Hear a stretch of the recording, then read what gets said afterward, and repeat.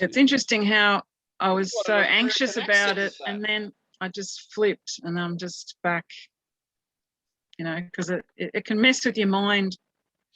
The idea of speaking your mind. It's not like I don't even think I'm speaking the truth. I just want all of us. We just want to be able to speak What we believe to be the truth. honestly. Yeah. Yeah. And I reckon when it comes out of my mouth, if I'm saying an opinion on something, as soon as it comes out of my mouth, I probably think differently about it, or I think, oh, that's not the whole truth. You're always chasing what it really is. So people putting you down and just all the, I can understand why people are angry about protesters, because everyone's so invested in getting COVID down, the numbers down, all that stuff. And people are so emotional and sort of in all the different ways too. And this is just humanity. We're all on different sides, and suddenly we're all meant to be on the same side. And if you're not really upset all the time about COVID, then you're just, the worst person. Well, it's just one disease, out of so many. Yeah, that's true, isn't it? I guess it's a pandemic. It is. But yeah, if and when I do talk to people like what you just said, it's just another disease. You could look at other diseases. Don't get me wrong. I was all for, the 5 weeks to flatten the curve in the beginning. And have you ever heard of Rowan Dean before? He said that Freedom Day should have been, the opening day of May last year. I think that's too soon. I think all September would have been right. Hey, Marky. Hey, how's it going? Yeah, continue, Troy. Oh, right. Okay. So I think somewhere between September and New Year, I think we should have been a lot more, proportional and, logical. With obviously the lockdowns, at the very least, if not, discontinued them. The lockdowns? Well, yeah, there had to be some change, in our, train of thought, or more to the point, obviously our, leaders like, Daniel Andrews saying that even if we, hit those targets of, even if we get to 80% vaccinated, we're still going to, have this COVID zero suppression strategy. Yeah. Yeah, I listened to ScoMo today, or no, who did I hear? Someone from ANU, a professor, saying that whole change that he probably wouldn't have been popular last week saying this, but he's like, now it's time to change. It's time to, he's saying it now. Victoria, a very low vaccine, but yeah, with New South Wales at 60% with their first dose. Yeah, what was he saying? I was trying to pay attention. 25,000 people he said last in 2 the days lockdown now cancelled their vaccination appointments. Oh yeah, that was happening here. Be good to know the reason instead of just go, they're all selfish. They're not going to give the reason because that will backfire on their strategy. Well, they asked Dan Andrews what's the reason, and he said, well, we didn't ask them, and a lot of people didn't cancel, they just didn't show up. So, but yesterday, I actually listened to Dan's, and I want to ask you guys, why you really don't like him. I know a lot of people, because I'm in all those groups. He's a control freak. I wouldn't say I don't like him. I just I don't like his two-faced approach to life. If you look at the way he speaks in Parliament, is very different to the way he speaks to the public. I've never seen him in Parliament. Yeah, it's interesting. I would suggest go watch a couple of the things. Okay. It's a totally different approach. Again, that's their job, effectively. You know, what can I say? It's I don't hate the person. I hate the ideological views that he is trying to push. And it comes down to, I know he's a puppet and he's just getting led along from the point of view, he's doing what every other person in position that he is in would do, which was to secure his family, which means he is going along with what they're saying. Now, Labor and Liberal, they've changed so much in the last 20 years. They have no longer got what you could say their ideological beliefs that they stem from are now mixed. And so at this stage, none of the politicians, including Scott Morrison, really, pardon me, really hold a candle to lead this country, to be honest.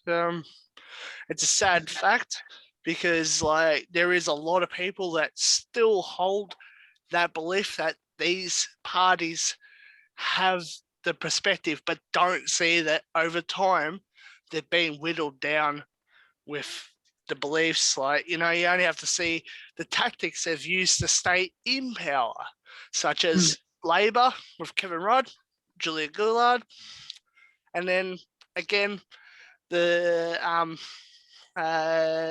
Liberal Party picked up on what they were doing and decided to do it the same, and they've done it multiple times, and that's how. The way they took power from, instead of just getting voted in as themselves. Correct. Yeah. By turncoating on their own party members.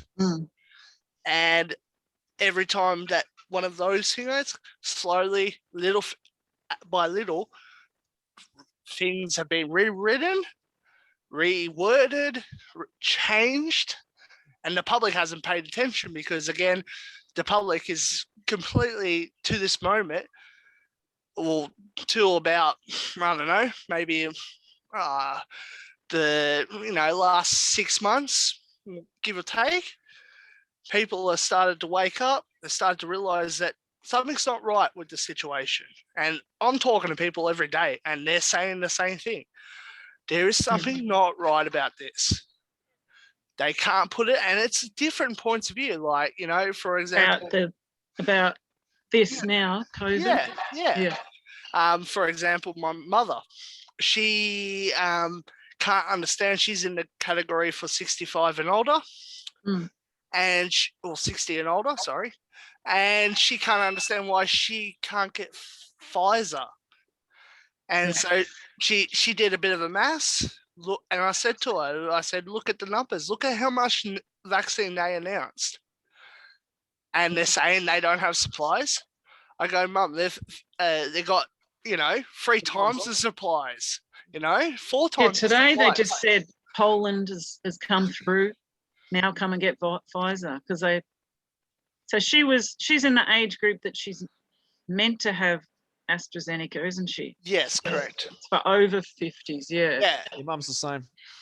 And but she doesn't want it, so she doesn't have to. No, because she's got medical reasons why she doesn't. She can't have it. Yeah. So she wants to go with the other option. She works in an industry that is highly involved medically and that kind of thing to a certain degree. And she feels like, she gets a flu shot every year. She feels like, it's the right thing to do. And I can totally understand that, Yeah. But yeah, again, she's restricted and she can't get that 16-year-olds are now getting access to Pfizer and she can't, And so she's just like, what's going on there? And I'm like, she's slowly starting to conclude there is something not right with the way they're speaking. And I said, listen to them next month. Listen to what they're saying. And I go, it's like you forget. We just move into a different state of mind. Like with each lockdown, you feel like, oh yeah, I'm not going to go through this again, and we're going to fight back if people are just going to not do lockdown. And then there's just another one 2 weeks later, and we're just doing the same thing. correct. And I was at the shops today with my kids, feeling bad that I'm there with my kids that are 11 and 13, but I'm like, I've had to get my car registered. It's an hour and a half away. I'm not leaving them at home. One's a diabetic. So, it's none of anyone's business. No one's going to come and tell me off. It's my own fears, but we're all collectively in that fear. Unfortunately, that's this media.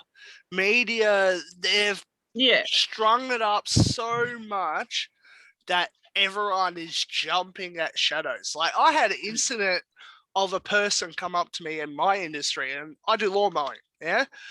So I work for a place that is allowed to do it, and it's because we're a maintenance for an area. So, again, like a council or something. Yeah. Right. But I'm not going to say who, and just privacy. Anyway, I had a guy come up to me, and he just started losing his shit simply because he started off. He's like, "Oh, you're making too much noise." And I'm like, "Oh, mate, I've got to do a job, like everyone else that's allowed to work in this time. I'm not going to question it. I've got to do my job. It's unfortunate." And then he's like, "Oh, I think you're scamming." Or the thing, and I'm just like, mate, it's a contract. And what am I supposed to do? I'm just fulfilling the contract. And it turns out he's just aggro because he worked on a golf course and he's no longer working. Yeah, okay. So people have hit the boiling point where they are willing to unleash, and that's what I've seen. What I seen on Saturday, I think Saturday was a reaction to 6 lockdowns, the anger. Again, there's always people in these things that always go there to cause trouble. And every protest. And I think those are the people as if any of us decide to go, and I'm highly considering going to the next one because Misty spurred me a little bit. I was very surprised, and that's why I was happy that she went. Showed us what it was about, and what she showed us, it was pretty peaceful. But you see what was put on Channel 9, 7, all the news stages, it was just... I was like, where do they want to go? They just want to go to the park. What are the cops stopping them at that end bit? What's the point of that? They wanted to get somewhere. That last bit, so dramatic, like that surge. Think about it. Think about what you just said. Imagine dramatic. It's for the cameras. It's to turn people against those people. Well, the legit people. It's because the fourth estate is the enemy of the people. What do you mean by that, Troy? Just put it in layman terms, because the enemy of the people. Fake news, smear merchants. Yeah, and again, that's why they let them have their 2 hours. Let them gather, and then as soon as they hit the 2 hours, they're like, "No, that's it." And again, it didn't help. People kind of went the next level. As funny as it was to see a copper knocked on his ass, I still don't respect that. I think, end of the day, they're doing their job, and I would hate it for someone to come up and smack me down while I'm working. Maureen dropped out again. Oh, did she? Yeah. That's all right. Hey, boys. Hey, how's it going? Good. I Yeah. know Maureen's gone. That means when the cat's away, the mice will play. Hey, Perry, how's it going? Oh, Good, Troy. I'm just eating at the moment. I'll get back to you. In yeah, a second. that's all good. I want to hear your opinion about the whole situation, buddy, because it's pretty chaotic. Yeah. I don't know. I'm just still excited with the Taliban getting in. Oh yeah. So be spicy. Allah knows and you do not. That's it. Taliban, I just love it. I was chuckling all week. I was Again, What a clusterfuck situation. that's a whole kettle of fish that makes me laugh when you think about it and know the details. It's kind of like that really is going to put the nail in the coffin for some people. And Yeah, for Joe Biden, yeah. yeah. Oh, we apparently collapsed yesterday or today or something in the White House. Oh, I'm not that up to date. Yeah, well, fucking Benny Not Johnson. surprised. I've seen Benny Johnson fucking post something today. I didn't look at it too hard, but yeah. Oh, right. Yeah, I'm more worried about what's actually going on here now. Yeah. Yeah, I'll talk to you soon anyway. I'm gonna Yeah, no, it's all good. Hope you've been well the last half year, man. All right, so Yeah, so obviously it's just us two.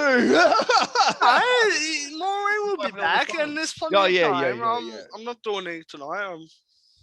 I'm set tonight up, so I wouldn't have to do anything. Yeah. So Sweet. got plenty of time. Mm.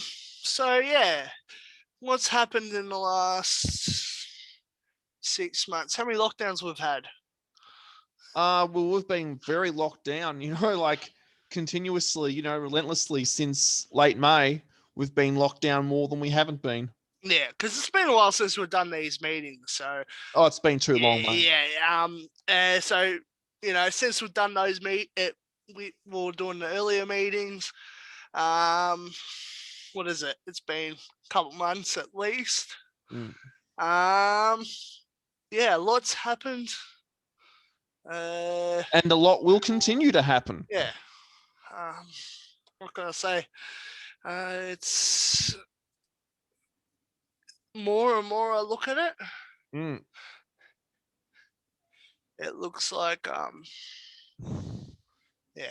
yeah. Well, I mean, just crazier and crazier shit coming out of Daniel Andrews' mouth. Like, like apparently, you can't even go outside on nice days anymore.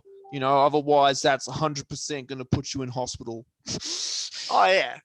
I just find it how it's changed with this Delta variant. And but less people are dying though. Yeah. But yeah, again, this is where the misinformation is rampant at the moment, especially with mainstream media. Yeah, because I went to that men's march 3 years ago. And, the legacy media portrayed it as like, what's it called? Because of the fact that Antifa was so bad, they couldn't portray it as, as Antifa being, angels, if you get what I'm saying. Yeah. Yeah. So they were like, if only there was, a side, in the middle, of those two sides. And, as I'd said to, someone that I was friends with at the time and met there, as we both said to each other, yeah, that was us. We were the one that was in between, what you are supposedly saying, in between being far right and far left. That was us. Yeah. Because the left were even, among us, Yeah. And so, again, that kind of goes back to my point now. It's very hard to tell what's what. Yeah. Because I mean, they were against men's rights and we were for men's rights. That was what it was. Yeah. And again, they want yeah. They want the misdirect. They want the misleading information to trick people, because again, they want people divided. Mm. It's one of the oldest tactics in history: divide and conquer. Mm. You create a House divided can't stand. exactly. Mm. And again, this is where I feel like at the moment we're about to hit that, where you're going to have the unvaccinated versus the vaccinated. You're going to have Welcome people back, that Maureen. have these different Very point of views that will clash. Like, even with my work, I'm discovering more and more there is people in my yard that have very different views to what I have. Mm. And again, that can lead to a bit of a tension. So again, when all the structure is being implemented, you're going to see a big lot of frustrations, and it's going to be like throughout, even like going to the theaters, you're going to have to be vaccinated and shit. And then, it creates lawsuits, that kind of shit. And this is where I feel like over the last 20 years, they have put in place these little slips in the laws and that kind of thing, changed terminology to allow more people to be pushed in the direction they want, So it's kind of one of those things. I feel like society is going quickly down the drain. The society that we all kind of grew up in, and yeah, it's just along for the ride and see if we come out off top. That's the way I kind of see it. It's like there's no saving those people that are too far gone with being vaccinated or anything like that. Being Marxist. Yeah, no, that's it. They will. The universe is funny. It always finds a way of restoring order, and we're going to see that. Yeah, I just missed the last, I don't know, 10 or 15 minutes. To be honest, we'll just I thought the meeting ended, so now I know. Yeah, it's on the cloud. Yeah, yeah, that's cool. It's still going. Yeah. So again, yeah, it's worrying times. Like, perfect example is now the reports are truckies are going to go striking. Yeah, I mean, I thought, that didn't happen, so it's still in the works, is it? Yes. So it's happening tomorrow, isn't it? Toll are the first ones to kind of do it, and Toll have had issues with their pays, but now with the whole mandatory vaccine, that's just pushed it to another level. Oh yeah. So hence, you got interstate drivers that are starting to get really pissed that they're getting pushed into this. Like, I'm seeing videos, and these are just average day citizens. These guys are the guys that drive the road trains and that. They've been working the whole time, and they feel like now they're kind of getting trapped in a position where they to keep earning that living, they have to sacrifice some kind of health decision. Now, again, the health decision is completely up to anyone. Go for it if you want, but be warned. It's a dangerous thing. You're talking a new type of vaccine. I like your idea, Maureen. Get a vaccine that is developed in an more older fashion. I'm willing to wait for that because, again, yeah, they're not going to tell us that it's coming. I don't know. I've just been watching American Joe Rogan, and I don't know where I heard it, but just sort of, that's what I love YouTube so much. You just watch whatever comes up next, and sometimes you accidentally just learn something. and I think it's happening in Southeast Asian countries, and I think it's less effective. But yeah, they just said it's just basically the dead virus, and it's just going to be, yeah. And your body will naturally fight it instead of, I don't know what the spike protein idea is. It sounds sinister, and it sounds like, then I've heard other people say, oh no, it's nothing. But And then others are like, spike protein, no, your body is not meant to have spike protein. I'm like, well, what is, what? Yeah. What the hell See, is that? that is where the information is so misdirecting at times. Like, you listen to the mainstream media, they're talking, and again, the politicians, the same thing, and that kind of thing. And it's not just one or two saying the one thing, they're all saying it. They're not all saying, go get vaccinated, or go thingo. And I feel like people have such trust at the moment in the government because, again, they have never had mistrust, not Australia. And, people are lining up. But then again, as reports are, people are cancelling appointments. So, so why do you think they're cancelling? Do you think that they're just getting afraid, or like they're on the fence and then just dropping out? Well, again, with this, it's waking up to Agenda 21 takes a while. Yeah. Oh, yeah. And again, it's people like me, you, that kind of thing, that talk about this stuff, casually just drop it into a conversation, whatever. And that sits in the back of people's minds. Plants the seeds. For me, especially if I come across my workmates, I say, all right, and they're talking about issue, and I'm like, oh, I've seen this and that. I can send you information. And again, not 75% people, they will fucking completely ignore it. Yeah. Before.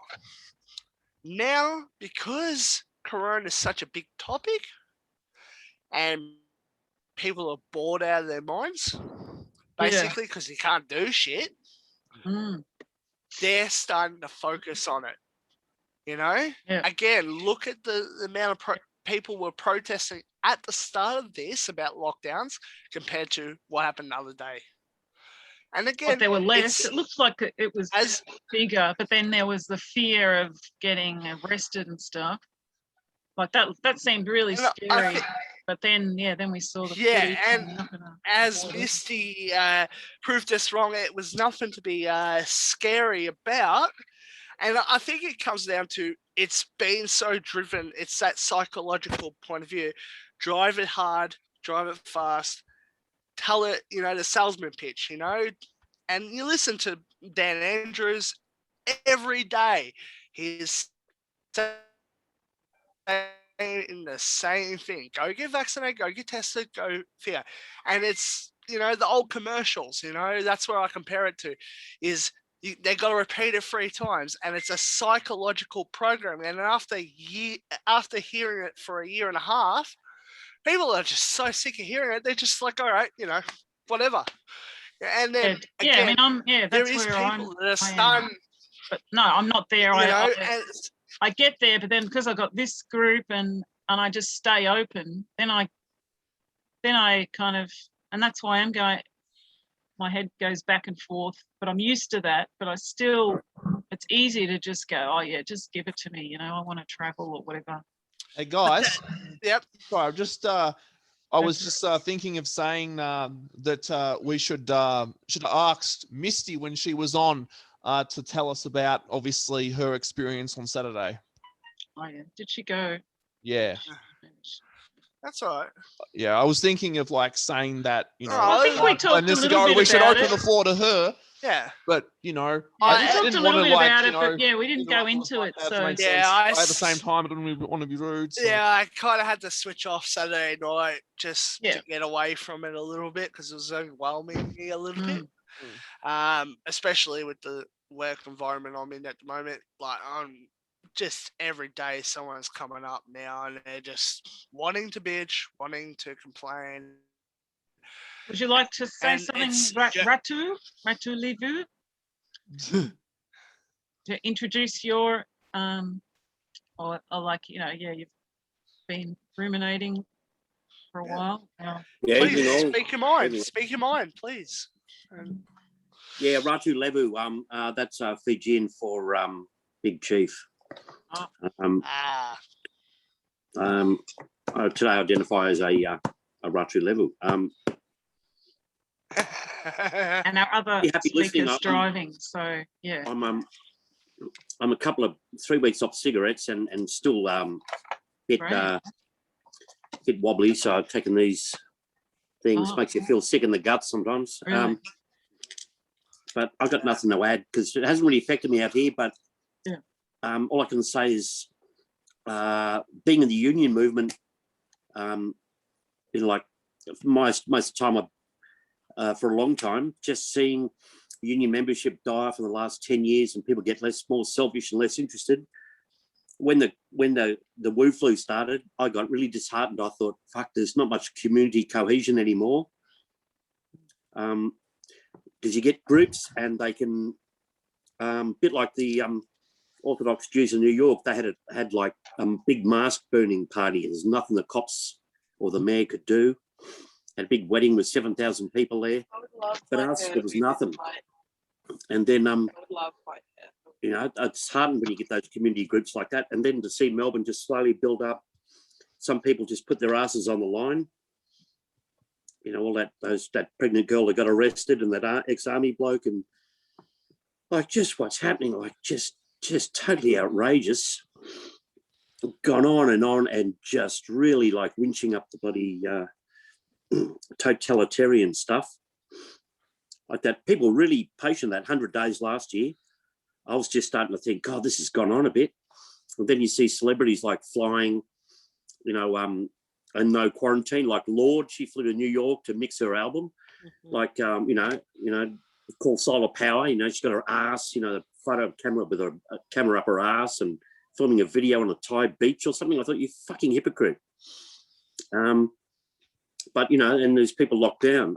I'm glad I'm in the bush. Like, I want to thank Terminator, seeing the end scene of Terminator where Sarah Connor, is talking to that kid at the service station. And the kid says, there's a storm coming. She says, I know.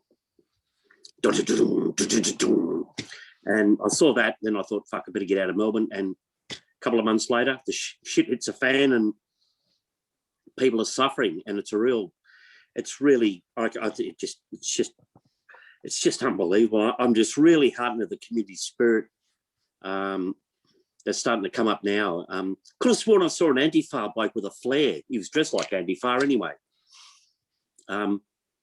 Had all that black stuff on and he's throwing flares, it's a distress signal. And I'm thinking, what do you dress like that for? You don't dress like a freaking stormtrooper. You should be in Portland, Oregon or something, Yeah. That was this Saturday. Yeah, you see that. Like Misty, did you, I don't know if you want to talk Yeah, about it, but, tell us your experience, Misty, please. Floor is yours. Mine? Yep. Yeah. Yeah, go the for guys it. with the flares, and it just looked like there was a group of the youngish guys wanting, they were angry, and everyone's angry, and I didn't think it was good to group just the young men. Oh, they were saying, it's mostly young men, and the end bit with the police, that surge forward and the rubber bullets and the pepper spray, like, yeah. The thing is, that wasn't really the front of the march. It was like, because all of different groups were meeting all up together, and those cops came up behind a big group. So those guys weren't like heading anything. They were like, the cops came up behind a big group, so they had turned around. Yeah, and what about when they filmed the Trump supporter, and then I thought, yeah, that's what everyone's going to judge, that they're all Trump supporters. That's what the media, they want them to think it's those young guys and Trump supporters. And then the girl with the Jesus sign, which people think was cropped in, but the Christians were like, oh, that's not even a real sign. That was, that was a fake photo. But yeah, there would have been those little groups. Yeah, like you said, like I said, I reckon most people are just natural health people because they're the types I know, and it was a mix of every type of person you can think of. Yeah. And that's where it comes back to. It was this is what we said was an explosion of 66 lockdowns worth of anger. Plus, there's no cohesion. So again, that works well. That into that whole thing. Oh, they're not all together. And that plays against the whole point of the march on Saturday, which was to show that people have had enough. But again, I've spoken to a few people and they've definitely disagreed with the march. I'm a bit on the border with it myself, but I'm glad you went, Misty, because you showed us what it was about. Yeah. I've never been to one, and I'm a bit hesitant because I do have shit I've worked hard for, like everyone else in the world, and I don't really want to lose it. But maybe it's time. Well, apparently the fines that they're handing out are not like upholdable in court, like they're not legal, and so you don't have to pay them. And there's people that have gotten heaps of them, have gone to all the protests and have gotten heaps of them, and Yeah. Just canned it. Yeah, because by the time it gets through the system, the judges are too busy. They don't care. I got told there was like 13 months worth of backlog. I think it's 1 in 14 of the fines have been paid. Isn't that right? 1 in 14 have been paid. Something like that, but Yeah, it could be even less. Again, if they're like they got to make themselves look good, but while they're doing that, they got to make everyone else look bad. So again, what's that say to you? Oh, people aren't paying the fines. They're not doing their civil duty by paying that fine. Right? The government are giving out money and that kind of thing. So to the average person, they're looking at it and going, fuck, these guys are dickheads, and that's what I'm seeing a lot of, like, just from Saturday to now, I'm seeing a lot of people there, like, what are these guys doing? Because all they're seeing is the mainstream narrative.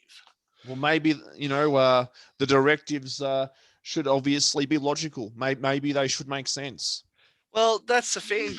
They don't have to make sense.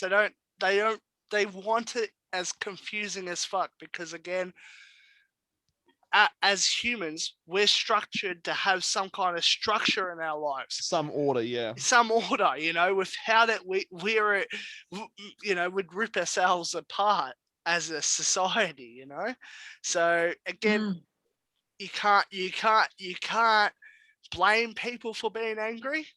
I certainly don't. I blame the select group of people that are pushed this to the next level. I think that anger is based on fear, though. At the bottom of it, it's based on fear because you're afraid you're going to lose stuff, or you're afraid you're going to lose the life that you, or your freedoms, or whatever. But it's all got to change anyway. It's all based on bullshit anyway. It's all got to change. Well, that's what's happening now. People are noticing more and more. And for example, you were there, you seen the crowds. It probably the biggest crowd I've seen for a protest to this day in the city, and it's saying something. People are listening. People are starting to pick up that these guys are not making sense at all. And I feel like, the 18th one, coppers will say they'll have as many people and they won't be pulling punches. I'm sorry, but I don't think people are going to be pulling punches if the coppers are pulling punches. I think people are going to get hurt. That's just inevitable. Sorry for my language, but I can't pronounce some words properly.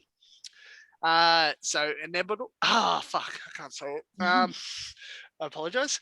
But I think you guys get what I'm trying to say. Yeah. So yeah, let's see what happens in the next month. Let's see what kind of reaction people give, because again, people are at the end of their line. Well, I think the protests have been pretty big in recent times. The last couple of lockdowns, including this one. And again, it's that snowball effect. Yeah.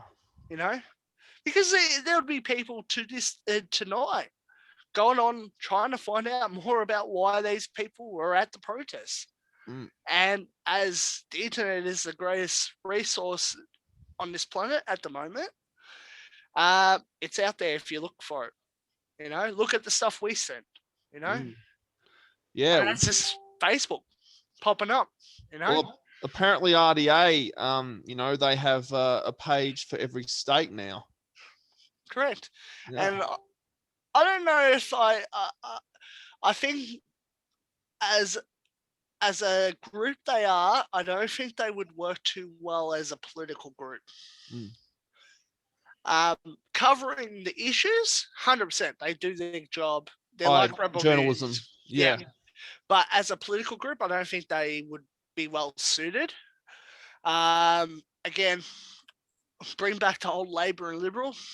There was nothing wrong with it. It's just the people in place that is wrong with it and what they've done. Yep. And again, I think every politician for the last 20 years has done something to bring our country to the knees, basically, and in some form or another. Because again, you don't see them ejecting. There's no opposition to the vaccine. There's no talk about alternatives. There's nothing like that. It's just go get vaccinated and go get tested. And that's even Ritter was, what's it called? Naysaying or whatever, if you get what I'm trying to say. The criticism regarding AstraZeneca. It's totally deserved for AstraZeneca to be criticized when it's said to be only 2/3 effective and our immune system is like 98+% effective. Yeah. And again, that's because they're paid opposition. They could say a certain amount, but when it comes down to it, they are not allowed to say it. Anything against vaccines. Yeah, it's the same as if I don't know if you guys watch Discredible. It's a local dude. He just gets doctors and that kind of thing. And he's just talking about the issues, kind of what we do. But yeah, he films himself. And he had a couple doctors on there. Now, legally, they cannot say anything against the virus. Now, I've spoken to my doctor about it. They cannot say anything against the vaccine, virus, or anything like that. They are sworn as a business, as a company and, a practitioner of medicine under the laws of the Australian government. They're sworn to not say anything but the thing. And that's horrible, isn't it? So they've been silenced or their speech is limited. So then that's what makes the rest of us think that they can limit each other because they think that's what's naturally needed. And again, with social media, it's very easy to manipulate stories if you wanted to. Like they did obviously with that avid animal lover. Correct. Look what they did on Saturday. As you said, Misty, fucking they come from behind and made it look like a dramatized thing to make the protests look bad because again they weren't getting the but when footage. you were walking, it looked like you had turned the corner onto. No, I wasn't even in that group. There was 4 or 5 different groups of like 1,000 people. Were they all going down Collins Street? Some of it, I don't even know. They were all we would meet. We would turn a corner and there would be another group and then people would run through the alleyways. So it was all just kind of broken up all over the city square.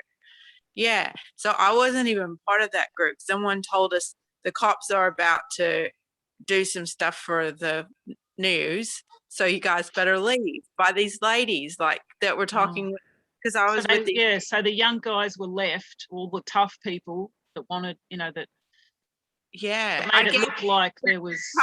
Probably when the cops walked up, probably the tough guys ran to the back to confront them. Which guys should be the protectors. It just looked like, what the ABC showed, yeah, the news. You just assume what you're looking at is what's happening, and it was just, this small group running at the police to try and break through the line, and the police, shooting them with rubber bullets. Well, did you even see, like, there was the guy that was saying, we don't want to be here. We don't want you guys to be here. And in the middle of saying that, he had his hands up and they shot him right in the solar plexus. Did you see that? Really? No, I didn't. I just saw one police with the gun, and he was sort of shooting at him as they were running towards them. And then they had a lot of footage of the police that were injured. Because, that's the narrative. I don't know if the news ever used to be different, where I thought they wouldn't even show it. Like, I thought that they didn't want to sensationalize it at all. But they thought, well, we'll just produce something where the police are injured. It looks like they're all young, angry men. That's the narrative. In the middle of that guy saying, we don't want to be here. We don't want you guys to be here. The guy said, the sergeant that made everyone shoot or let everyone shoot said, come on, pussies, and shot everyone. Yeah. Well, that would have been allowed. Yeah. It was, to me, it's fascinating. And I probably shouldn't say, not I shouldn't say that. It's exciting. It is exciting. It's interesting because it's a protest that's not allowed, and you're not even allowed on the street, and you're not allowed in the city. Like, this is our city. So exciting. Yeah. It was like being there with all these other people, and we're not talking, and we're and then all of a sudden everyone's sort of happy with each other. Yeah. It looked like a great time, and that I was just jumping up and down, going, "There she is!" Because I was going, "Where's Misty?" Watching, and then I go, "There she is!" And my daughters are. I was just so happy. And then the guy on the horse. I was like, "There's a fucking guy on the horse," but he was at Queensland and Queen. When I seen that video, I thought, "There's the Aussie spirit." There's the Aussie spirit that we've all missed and love, Lyricism. That's what they want people to be fearful, and I think I let myself get a little bit fearful. I'm just a little bit careful, but well, I did too. The night before, I was like, I don't want to go. The night before, I was like, so I get it. Yeah, fair enough. So many people probably got pissed. Yeah, and then when I seen the crowd there, I'm just like, oh my God, I should have been there. But again, I had stuff, but I'm definitely thinking 18th is when the time is right, Circle around that date. Yeah, because again, I think a lot of people will be discovering truths, because again, people that haven't got any idea about what's happened, gone to the protest because they simply can't take their kids to the thing. They're gone talking to the people in the crowd, which are knowledgeable, understand what's going on, and they're going to do their own research and discover the unpleasant truths that we've all kind of realized. And also, all that. I don't know if there's going to be new law. Everyone was saying there's going to be more restrictions in that, like tradies are going to be down and all that. And they were saying that tradies and cafe owners and stuff are going to, there's going to be a lot of them that are angry. But now they were saying that once 70% of people get vaccinated, he's going to lift the lockdowns. But he's probably just saying that some more people get vaccinated. I don't know. What do y'all think? To be honest, it's going to be near on impossible to even reach that number. You mean zero COVID? Zero COVID, zero 70% vaccinations. No, It's- he was it's Well, I think certainly 80, is unattainable. 70 is even unattainable because you got a percentage that don't want it, percentage that you can't have it. Well, I think there's too much anxiety for it to get to 80. Exactly. And again, you just pointed it out, too much anxiety. That is why they you notice they've changed the ruling with Pfizer. They've allowed Pfizer to access to more people, especially younger crowds, because they know the younger crowds will spur anyone older because they're saying, look, mum, I'm fine. Mum, dad, look, I'm fine. I've had my injection. So then they're going as well. It's the sick game they play, Yeah. And yeah, I'm horrified. Again, New South Wales are talking about having if you and Melbourne, if you come back from say Ida State and you're at home quarantine, you're gonna put a sticker on your door. Again, it creates this illusion of isolation, makes people isolate away from you. Look how Okay, much Maury. more more people. Yeah.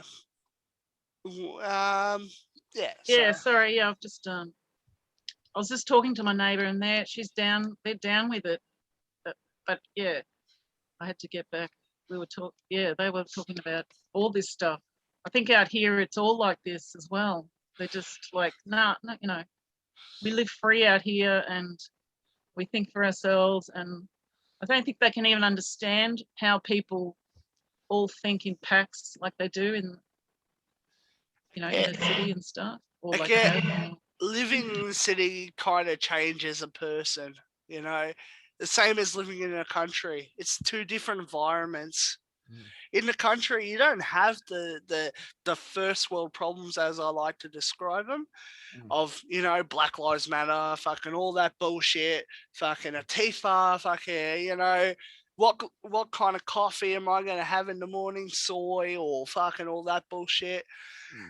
And again, you're talking about people that have lived isolated, and they think, well, fuck, why do I need to even do this? Because I live so far away from everyone, And again, don't get me wrong, there is a few people that are in the country, pretty, gullible. I don't know about you guys, but I know when I went to camping last, there was people wearing masks everywhere in the country town. So again, I don't know if everyone's kind of survived what's happening.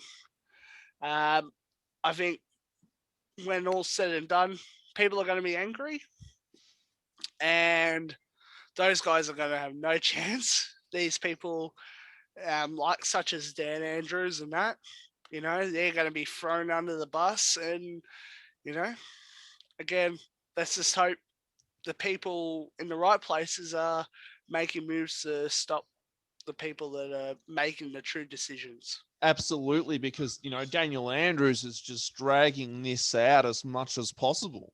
He never wants it to end. Well, Conveniently. Again, we all heard him. We've all listened to the press conferences over these times. He wants 1 million doses in everyone's arm. I say it to every person. I'm like, they're like, oh, we'll be out of lockdown in a couple of weeks. I'm like, no. What did Dan Andrews say? 5 weeks, 1 million jabs. It's the end of October. Yeah. This is going to continue on. I don't know if it'll get to December, because I think by October, people will pretty much be saying, fuck you. Because there's that much information now. It's spreading. Well, there's going to be people really divided, either super scared of the virus or super against it, I reckon. And that's the divide and conquer coming in. And again, this is where we need to kind of show it's not as bad. So, again, I know for a fact they're going to use that protest as a super spreader event. It's just too easy for them to do that. But on saying that, they can't really do that because, again, if they start reporting too many cases, you're going to have people ringing up, calling up, asking, and asking media as well. Don't you think the media is getting harassed every freaking day about this? Of course they are. And it's starting to show cracks. You can listen to the press conference. You can see the reporters are getting slowly frustrated over this because they're getting just inundated. And, once they get overwhelmed, that's it. You'll start seeing the true side of people, unfortunately. You know what amazed me was when this started and people didn't know what was going to happen, the lockdown, and it went on and on. And then Andrews is just pissing everybody's pocket there for like 100 days straight. And at the same time in Portland, Oregon, there was that Antifa riots, 100 days. Every night, they just trashed the place. And that's part of that Strong Cities network. Yeah, which we've, as Victoria, signed up to. Yeah, funded by the usual suspects. Yep. We hosted. Find out. The people that are not allowed to complain about. And it just went on and on and on. And I thought, in the past, you'd get church leaders, community leaders, unions, etc. Even opposition politicians say something like this is just inhuman. This is just causing a lot of stress. This is destroying the village in order to save it. But they didn't.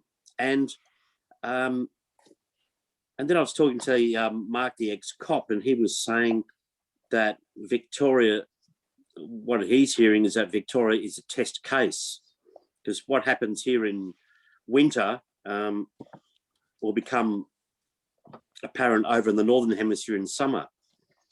And there's been a lot of things that Australia's been used as a testing ground for in the past, for like soft drinks and atomic testing and all sorts of things, and, taking guns away. And on and on, and nobody said anything. And a union friend of mine he's with the CFMU. I said, how is it? How's Dan? He says, Dan's all right. He's looked after us. And so there was no drama on that part because the CFMU is a powerful union. Dan had worked out some deal with them to keep the lights on. Mm-hmm. And like I think you were saying, Mark, like just winching it up and up and up, 2 weeks to flatten the curve, and it just goes on and on and on. And now, what's that place? There's one a friend of mine in Brisbane, Pinkin Bar, just outside of Brisbane, and one at Mickleham, the Centre of National Resilience, which sounds like something out of George Orwell. Centre of National Resilience, like a quarantine. Well, quarantine, 3,000 beds. And what makes me suspicious is good leaders, they should know by now, good leaders reassure the public and tell the public what's going on. Even if they piss in their pockets, they can still give them a little bit more than 2 weeks to flatten the curve. They can say, like, we've got this place and it's not evil. It's not going to be a concentration camp. It's not going to be a gulag. This is to quarantine people overseas so we don't fuck up like we did the aged care, because, the aged care thing happened. They had all the people there. They weren't even trained for infection control. Some of them couldn't even speak proper English. And I've worked in hospitals and in aged care, and infection control is like number one, like deadly serious stuff, with VRE and vanco-resistant intercocculi or something, MRSA. Yeah. Oh, I couldn't believe it. All these people dying, and there's like this. And then they have that inquiry, Brett Sutton and Dan are going, I don't recall. I don't specifically recall. Unbelievable. They should have been taken out of the back and shot in the fucking head. Oh, as I said, with a 30, 40 years ago, they would have fucking been, 100%. They would have been dragged and quartered through the fucking streets. But again, Everyone in Yeah, Australia 100 years has ago. been hoodwinked into thinking the government's good because, again, nothing they've done has had serious effect on the average person. And now, as you said, perfect example, Melbourne is the test ground. It's the test ground for the rest of Australia. Sydney's next, Queensland, and then it'll be WA. The hardest one for them is South Australia and Northern Territory, just because, again, those people are so isolated in certain places. It's very hard to control. Like, again, I posted something before, I think, and it was like the Aboriginal leaders, and they're like just basically told the cops, fuck off, your rules don't apply. This protest is going ahead, you know? And again, people are not seeing that. They're not seeing that. They're only seeing what's put in front of them. And again, what we are seeing here, you're right, Perry, it'll go to the rest of the northern hemisphere, and it'll spread. And, you know, again, I seen a report, Israel, they got a new variant coming out, which is them trying to cover their asses with the vaccine. And, you know, that variant will end up here. But again, this could have easily been solved before all this all started by simply shutting the border, shutting international flight. Every person that I've said, like them, you know, I've spoken to a few people and they're like, you know, oh, you got to do all the lockdown shit. And I'm like, mate, we could have locked down. We could have locked our borders down. It's on purpose. Exactly. Yeah. And that, when you get people thinking like that, they start realizing what's going on. Well, they deliberately re-imported the virus from the country where they knew it was such a problem in. Well, again, this is where the political correctness comes into it, you know? And that's, you know, like I was watching a video before, and I'll, if I find it, I'll send it to you guys. It's from 1984, funny enough. And it's an ex-Soviet Union spy. Is that would be Yuri Bezmenov, wouldn't it? I think it is. Yeah. Okay. And he's stated absolutely the way they're doing it. And it starts with discrimination, isolation, make people turn against each other. That's what the fucking mask's about. Because again, humans, we're very expressive through our facial expressions. I do it all the time. I think someone's angry most of the time under the mask because I can't tell if they're smiling, you know? Yeah, I mean, I've been missing a bit here and there. So, like, I mean, yeah, I would see, you know, the masks, the pandemic. What do you think that it's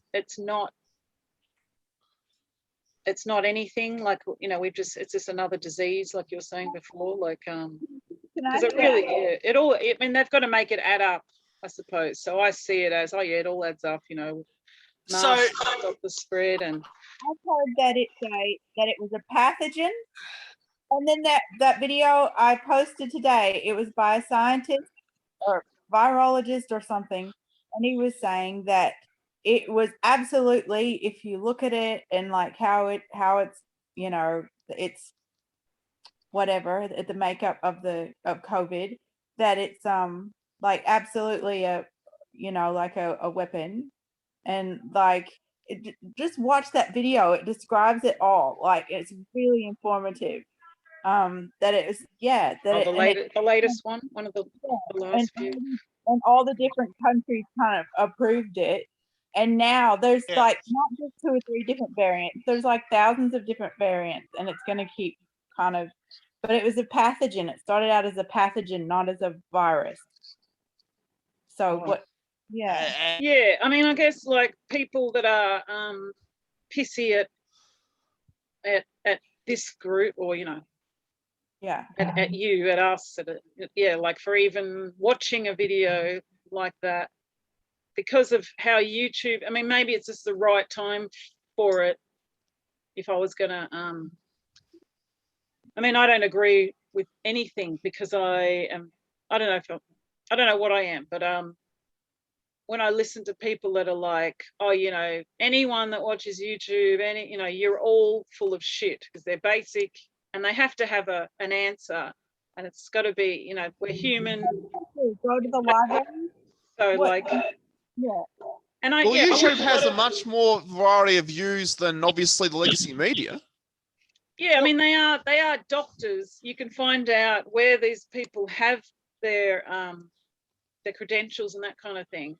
But then you've got this whole group that are just down for the vaccine and for for Dan Andrews and everything.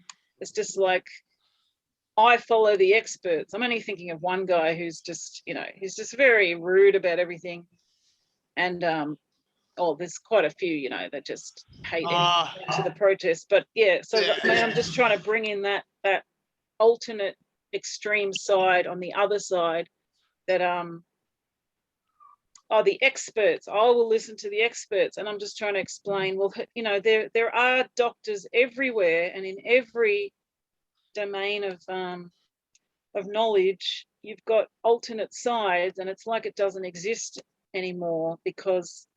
And I said, well, the government has chosen the experts, and they're like, no, they're the experts. They're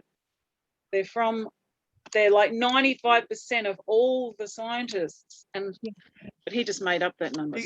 So, well, see, again, that is because they're just being told that they don't see what the little things and haven't been paying attention because again, so I think this conflict it just seems gone to me. It's fucked because there's no seeing this side. There's just sorry, I missed you. Yeah, go on. You have to be specific, like a specific. You'd have to argue over a specific point and what a specific doctor or whatever. It couldn't be like just in general. And a lot of the the so-called experts like the CDC and all those people that are paid by the government and all that stuff, they're posting stuff that is blatantly backing up what we're trying to get across. Oh yeah. It's not hidden. Yeah, it does look like it to me. Yeah, like and it's just bizarre. Like it really is bizarre. Like I said, I'm not getting AstraZeneca to someone, but I will get the old school one. And then his response was, well, don't take aspirin because that's got the same risk of death. And I'm just like, but aren't we all paranoid of AstraZeneca? I'm not allowed to be paranoid of AstraZeneca. You're just going to put me down and say, don't ever take aspirin, because that's how he's justified that I'm an asshole for not getting a vaccine. So it's one of those things.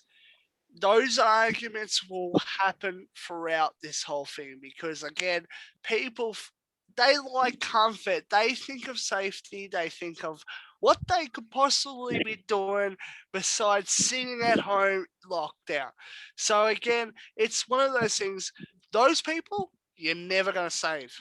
You've got to let them just. It's tough love. You got to let them go through the processes, and then be at the end and say, "Well, sorry, what?" I wasn't engaging at all, and then I just started engaging, and I mean, it's just very interesting because I get less now. I'm less affected emotionally because I did a little bit before, engaging in conflict, and I'm trying to understand it. So coming back, it's just blows me away how people are just and the different worlds. Like this is a different world, and their side is a different world. And I always thought you can bring these worlds together, but it's like, wow, we just have to see what happens, maybe. And and again, we're too individual for our own good.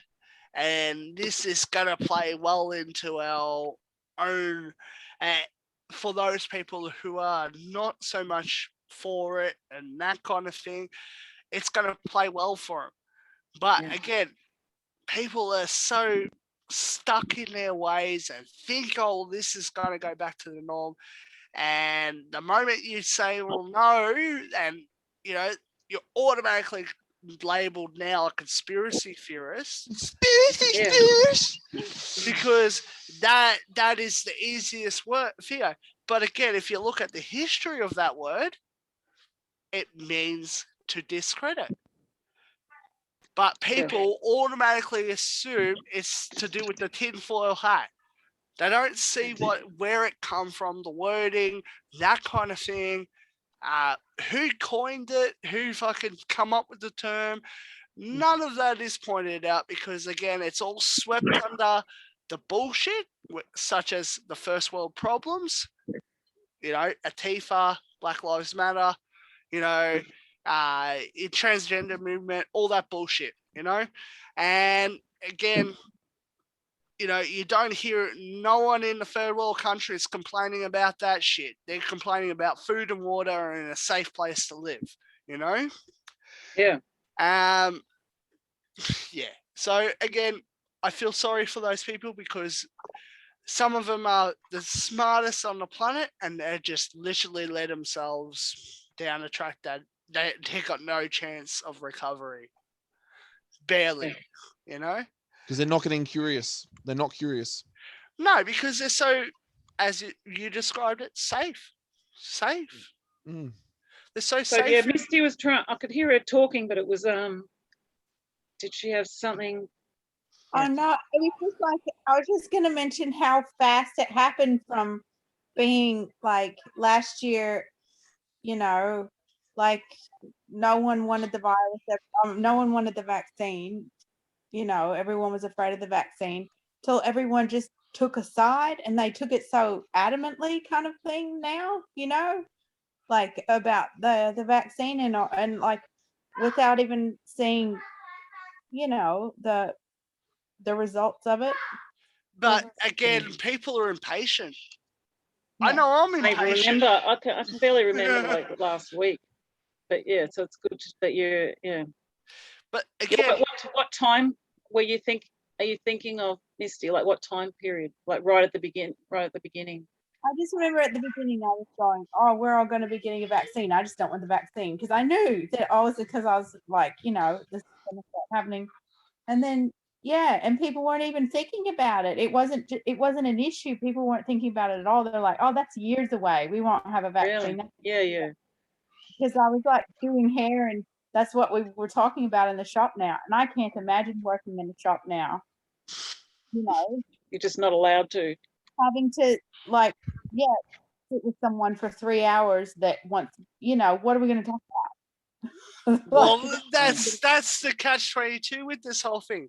It's all everyone talks about now. I sit there, I get home from work and I sit there and it's all I fucking look at.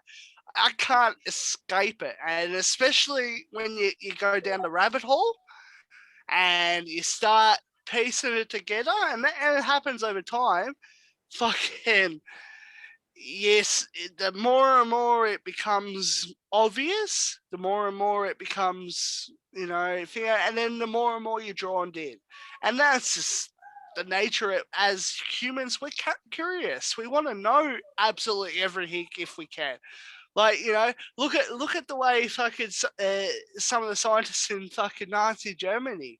They didn't give a fuck about humans' lives. They just did what they did, and then hence, yeah, their research was bad, but since then, that research has been put to good use, and it's saved people's lives. So, you know, it's a. What are you talking about? The Dr. Mongolo or whatever he is. Yeah, I think that's right. I think it's something like that. Vaccines. Yeah. No, just in he was like a Frankenstein doctor that conducted unethical experiments. But it is back and forth with it's back and forth with like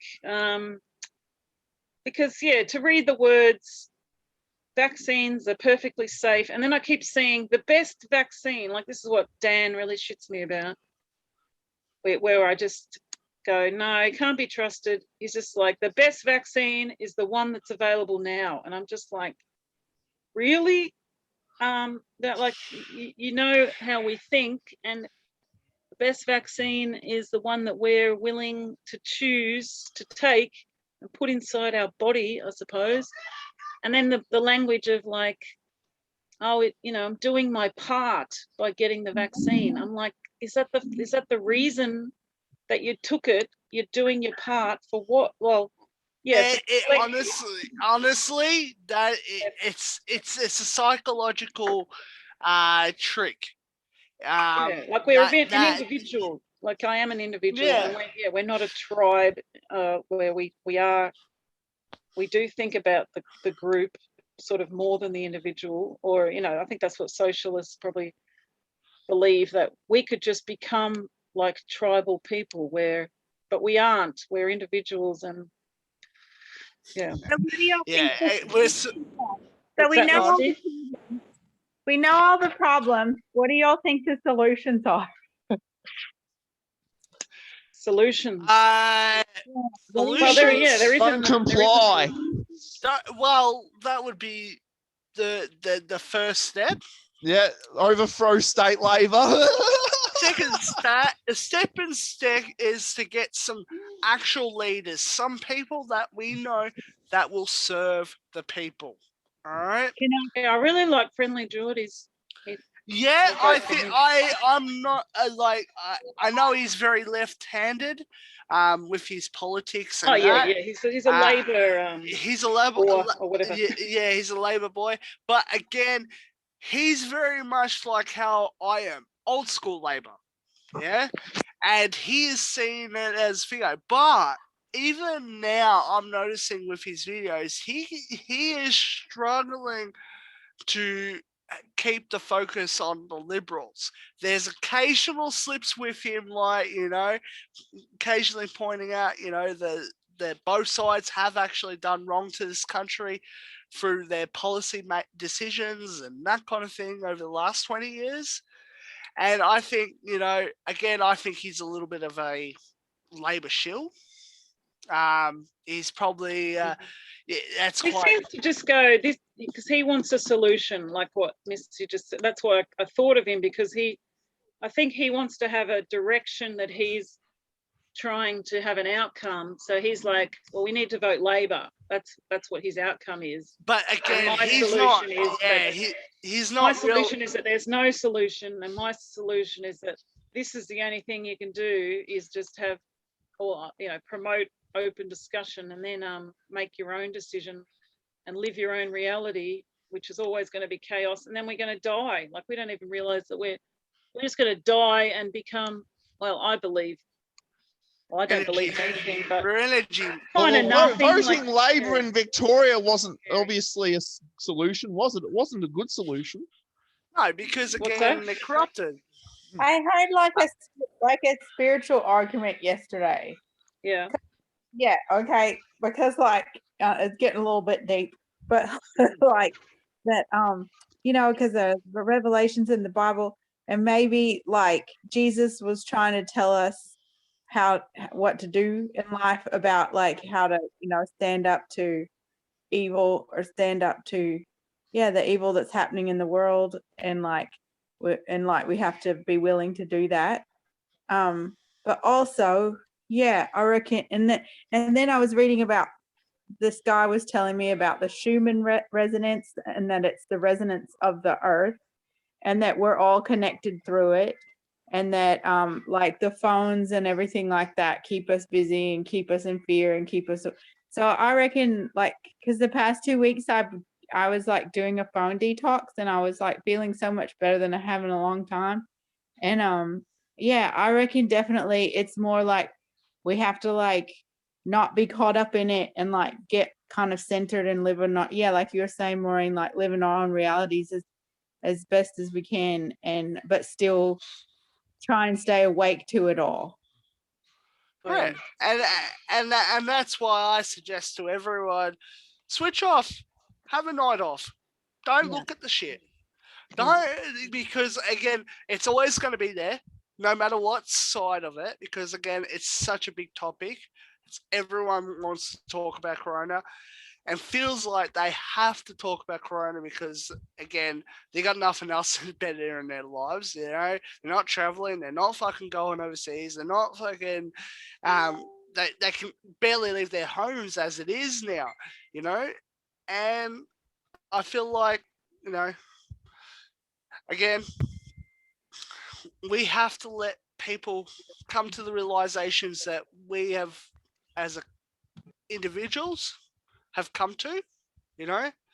Maureen, I am very much where you are, you know. I'm skeptical of everything because, again, if I don't get both sides of the story, yeah, like I say, know. I'm skeptical. Then I realize I'm not, because I'm just taking it all in. I don't think I've been studying longer than about 10 years. Before that, I was just in my own fantasy world. So it's like I've got to, I'm trying to learn too fast, take it all into, but I think I'm at that realization that I can't. I like to listen to like philosophers or Jordan Peterson, you know, he's always like our patron saint, isn't he? Like, you're always chasing something and you won't catch up to it. And that's the truth of reality, that humans are transcendent, which means that we're always chasing something new, but we never catch it. So that's our reality. And when you realize that constant problem solvers, we have to keep thinking and trying to solve. You were saying you were thinking a lot of people say, oh, you know, the world's coming to an end, and we've been hearing it for decades. And I kind of think, well, it's not skeptical. What is it? Like, I'm more positive about, like, these are things we have to go through. So all this chaos and hatred and stuff because of social media, and we haven't had it before. So we have to learn it. We have to have this hate, and then we'll probably just get sick of it and become, and we're used to it. Like, my kids they just make fun of everything. Like, they'll hear me watching Ben Shapiro or something, and my daughter comes running out, oh, that's Ben Shapiro. We make fun of him because he sounds like a trans man. And then I'm like, wow, he does. He sounds exactly like a trans man, you know, that kind of high-pitched male voice. They don't care what he's saying. Yeah. Anyway. It's no surprise. Yeah, well, we all have to, you know, be stimulated by something. You know, yeah, so that's why I think that's why I think, you know, we create you know, obviously problems for us to solve. You know, like Marky has said to me before, you know, otherwise we're just bored shitless. Yeah, bored shitless. But I'm down with the idea of what is it? The Buddhist thing of like emptying your mind, and it just seems so unnatural to me. But I'll go and sit out in the garden and it's quiet, and I mean, I think that's what I was doing, not engaging in this, because it does, I don't know if it causes me anxiety. It triggers the anxiety that I have just inside me. And so, you know, tonight I probably won't sleep, like, but I'll think about it differently. It's like, oh, it's not because this kind of discussion makes me anxious. It's that I'm full of anxiety. It's something that's wrong. Well, not wrong, but it's something in me. I think just being a highly sensitive person, all those things, you know, I was prone to addiction because I'm highly oversensitive and blah, blah, you know, all those things. It's not because I'm probably all the like childhood stuff as well as like trying to be heard and wanting your opinions, trying to be a part of and all that. It just kind of throws it all up. Well, yeah, the conflict part. Yeah, sorry. It's watching my parents fight, and then I think fighting with my own partner. It's definitely, you know, I want to solve the conflict. So I don't think I can solve anything about COVID. Like society's just going to work it out, and I feel happier just watching what happens and kind of just supporting people that are, you know, getting bullied or their mental health. That's what I was thinking today. Like this, people to join this, all we're going to do is support mental health more than anything. We're not going to, you know, someone thinks they're going to, some lefty sort of the pro-vaccine, you know, like you're an asshole if you don't get vaccinated. They don't come on this because they just want that outcome. They want the 5 of us to just get the vaccine and then they're happy. Then they'll move on to, you know, the rest of the 20 million, because that's what they think. They can control us by bullying and putting us down, and then we'll just get the vaccine, and then that's the outcome they want. It doesn't matter about culture and, you know, the richness of humanity. Yeah. I really feel like You know what I God, that noticed? audio was horrible. That too. You know, I just say something. My neighbours, my woke neighbours, they dutifully went off. They believe everything on the ABC. White man bad, all that stuff. Open borders good, and they're gay. They dutifully go off and get their vaccine and said, I should go and get it. And I said, look, I'm a racist, colonising, patriarchal, violent, fucking white male. So I'm checking my male privilege. So I'm at the back of the queue. I can let all the refugees, all the feminists, all the people I've been oppressing for the last millennia. Like, as a white Christian male boomer, I've got to be the most fucking hated person on the planet. Yeah. You blokes aren't far behind. You're not boomers. No, we're fucking right behind you. Don't worry about that. So I just said, look, I'm disposable. I'm at the back of the queue. I'm checking my privilege. You go and have your triple jabs.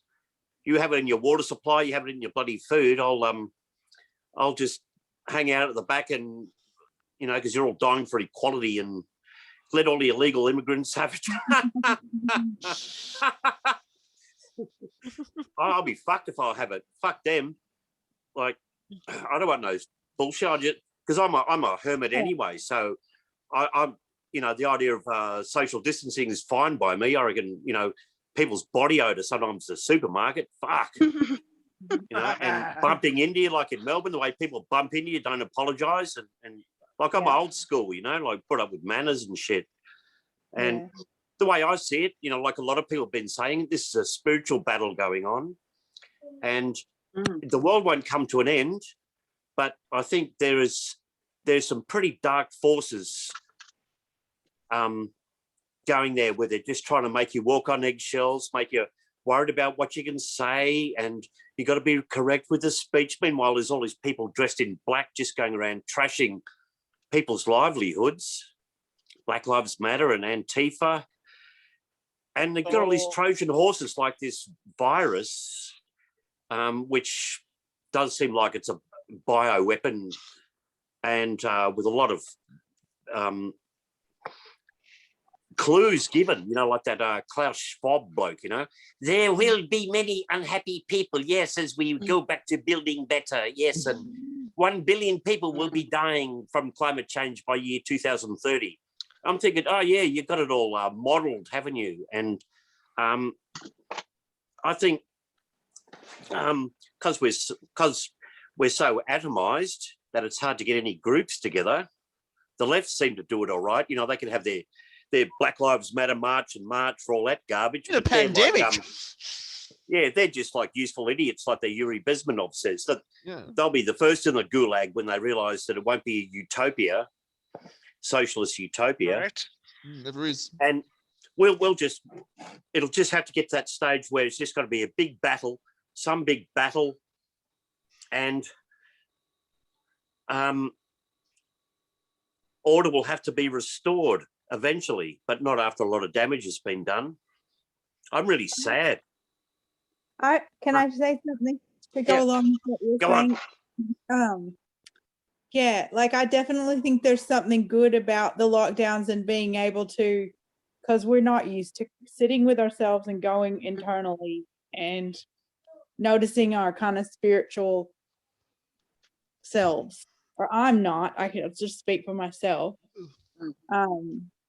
Yeah, and even yeah now, because I've got my kids all the time and I'm pulled in 1,000 different directions. But yeah, so we have a choice to how we want to spend the lockdown, as well. And it's good to have the hermitude time, I reckon.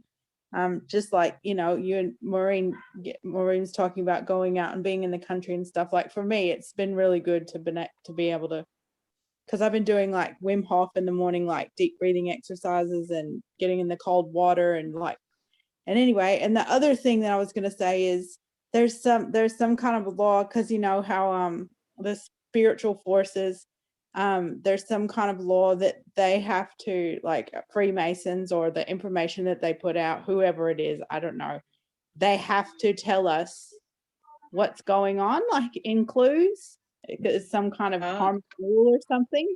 Yeah. It's that social programming that they've been subjected to that makes them do that. It's their signals to each other that I'm with you kind of thing. So, for example, that phrase "build back better," that phrase is a signal that we're on your side. Was that Joe Biden? Yeah, all of them.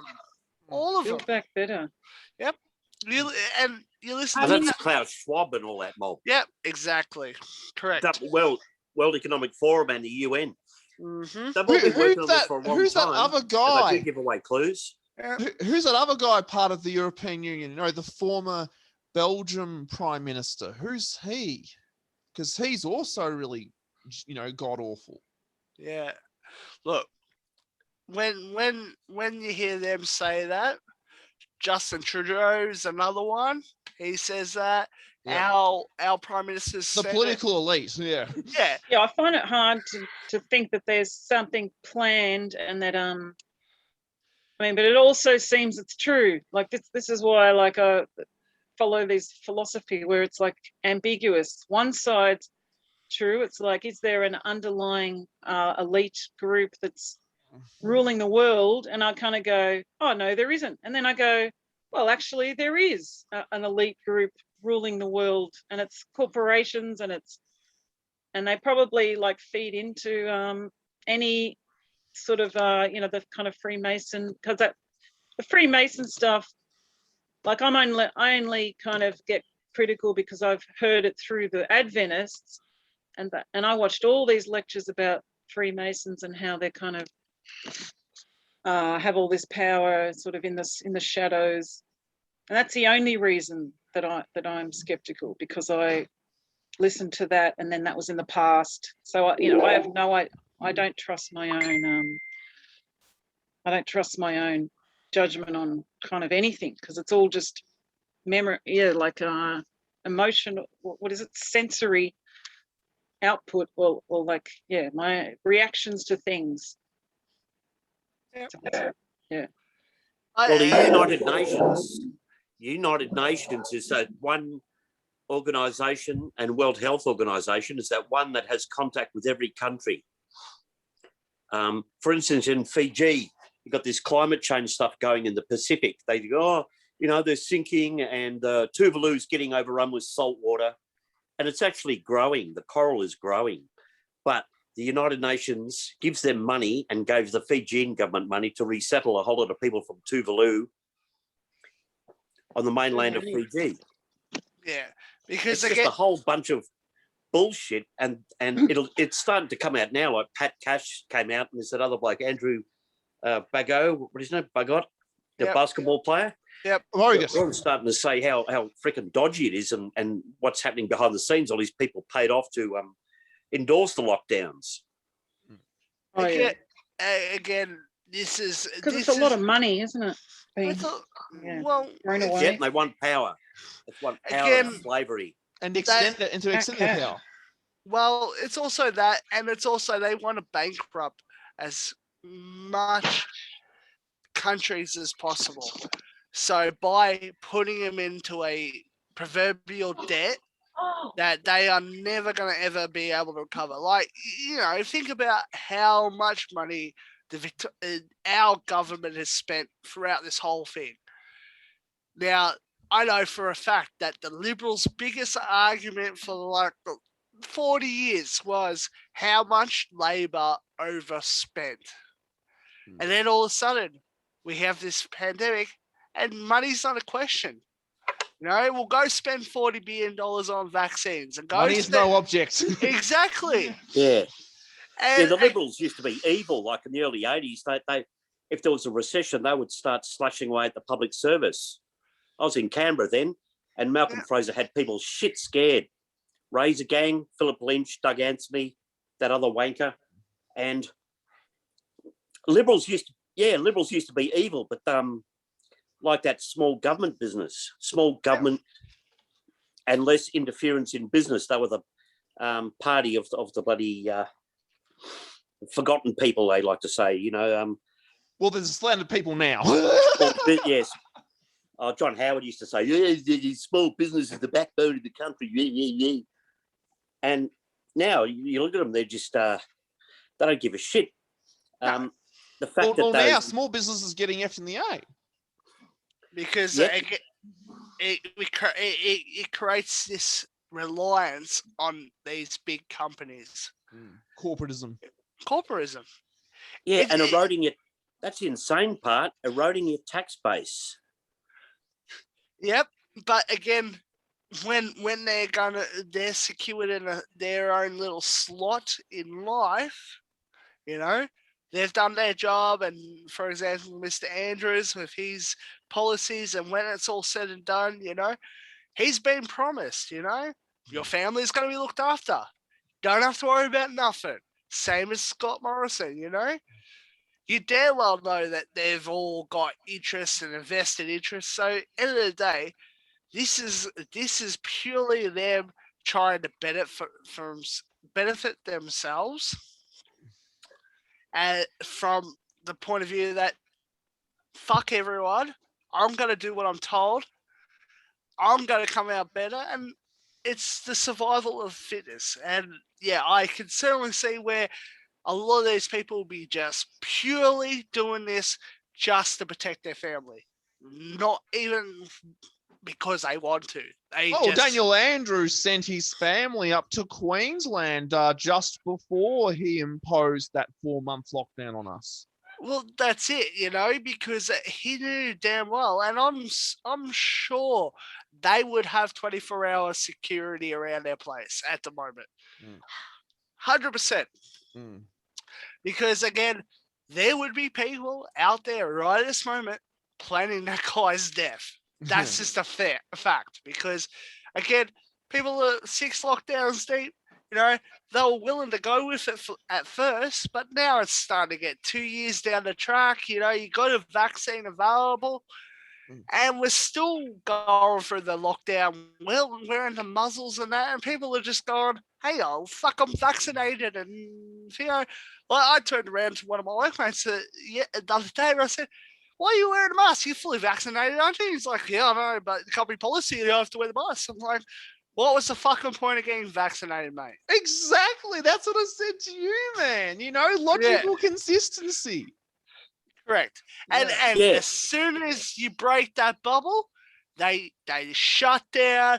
They call you conspiracy theorists. They fucking go, oh, you're nothing but, you know, you're an anti-vaxxer, you're anti-bullshit, you know.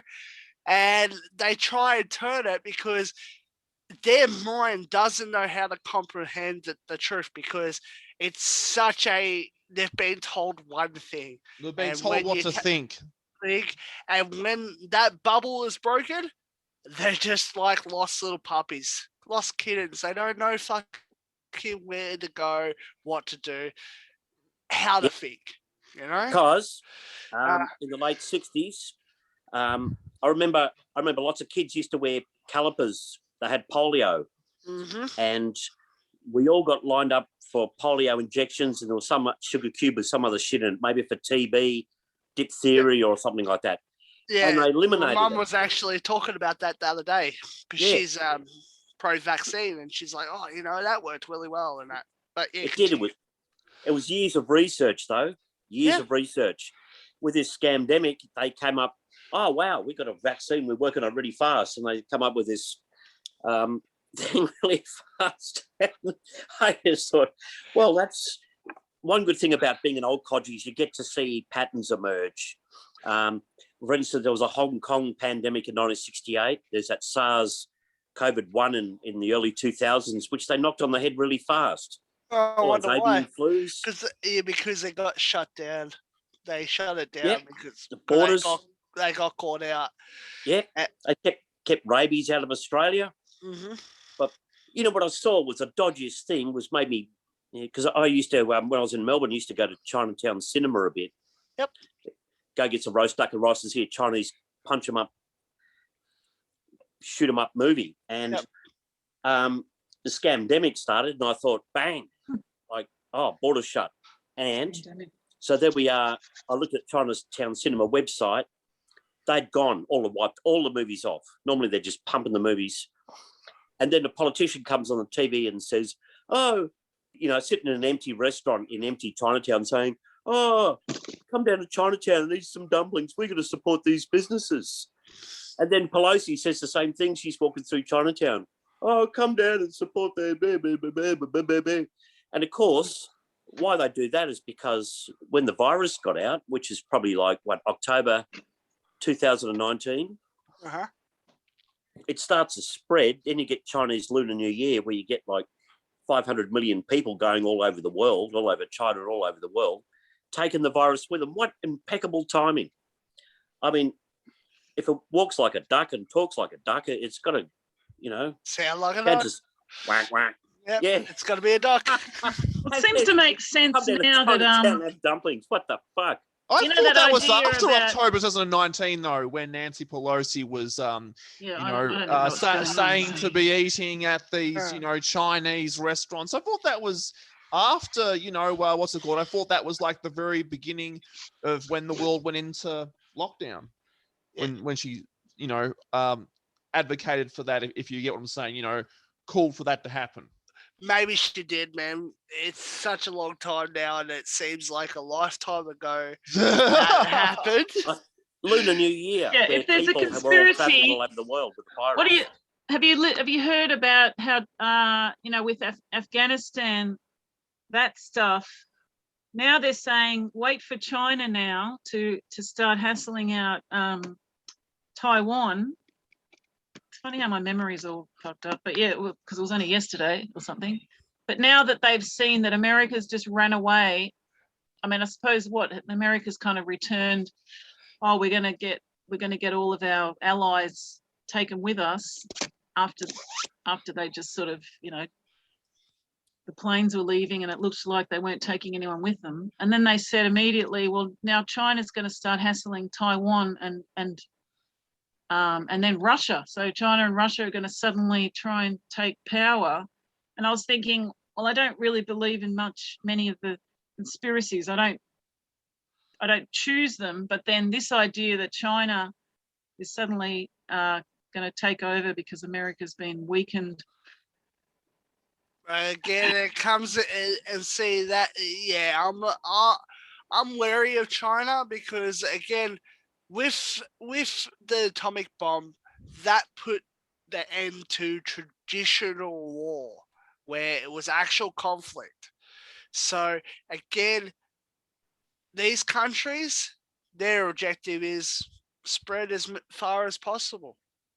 Get as many people into the Western society countries, spread out, have kids, have babies, because once those babies become born, they become citizens of those countries. So it's a lot harder to kick out the parents, that kind of thing, to send them back if they do cause trouble. And it's a, as Missy said, a spiritual war and an ideological war at the same time, as well as an economic war. It's weird. It's because they probably can't. Economic, You can't because you can't have open conflict now. They've had to come up with new ways, and it's the ways of infiltration. Well, as you said, Marky, $3 billion down the drain. Well, it's quite clear that what happened on when Biden got into power, when he dropped his bombs and shit like that, that was a signal to say, hey, boys, get into gear. You've got a job to do. And, you know, we know that America is a war machine and always has been. They strive, you know, you only have to look at their military budget. The military industrial complex. It's a military industrial complex. And again, because those people in America have had war. War is all they have known, you know? And, you know, when you have Afghanistan, and which is an unstable region as it is, and it's always been unstable for the last as long as millennia, you know, 1,000 years it's been unstable, you know. Yep, been fine. You know, they even had I watched a doco the other day. Yeah, they had the Communist Party won, and then they tried to actually wipe out their religion. That was quite strange. And then so that's when the Mujahidi, what is it? The Mujahari started. That's the origin of Al Qaeda, because of the communists trying to stop anyone practicing Islam. And then the Mujahari came in, and then they were worse though. Well, it seemed like the communists were worse. They killed more people and just disappeared all these people. And then the Russians came in. I think that was all from the 40s into the 60s. Again, and all we know is that there were girls in miniskirts in the 70s. Because, wasn't but it all this stuff happening? Didn't Reagan give Afghans, you know, nuclear arms, you know, because they saw communists as even worse? Yeah. They seemed like it, because they were just going like, that's it, no religion. And so they actually killed anyone that prayed, or, you know, continued to pray after they were told not to. So that seems worse. But then with Al Qaeda around, as they were back then, as they are now. But I don't know, at least it's kind of like they're all Muslim anyway, but they are forcing it on everyone. But they're reading the Quran. I don't know if they all believe it the same. They take it so literally that it's, you know, terrifying. That sort of some Christians or militant Islam is a fairly new thing. Militant. Militant Islam. It's only happened probably since about World War One. Yeah. Because you had the Ottoman Empire, which had like 600 years. Oh yeah, that was let's say North Africa, in the Middle East, Afghanistan. I mean, they call it the graveyard of empires. And the British actually shafted the Arabs in World War One. Just after World War One, they said, "Come and fight with us, and we'll give you your homeland." And then they said to the Jews, like a letter to the Balfour Declaration. Balfour gave a letter to Lord Rothschild saying, "Oh, we're going to carve up some land for you, and here's this little spot there." Then they said to the Arabs, "Here's this bit of land around the same place called Transjordan," and it was quite large. And the Palestinians just sort of a bit like a tribe. It's no real nation. But it's just been like cut by about 80%. And so I can't blame them. I can't blame them. And it's pretty complex. I don't really fully understand it. But I think it's got smaller and smaller.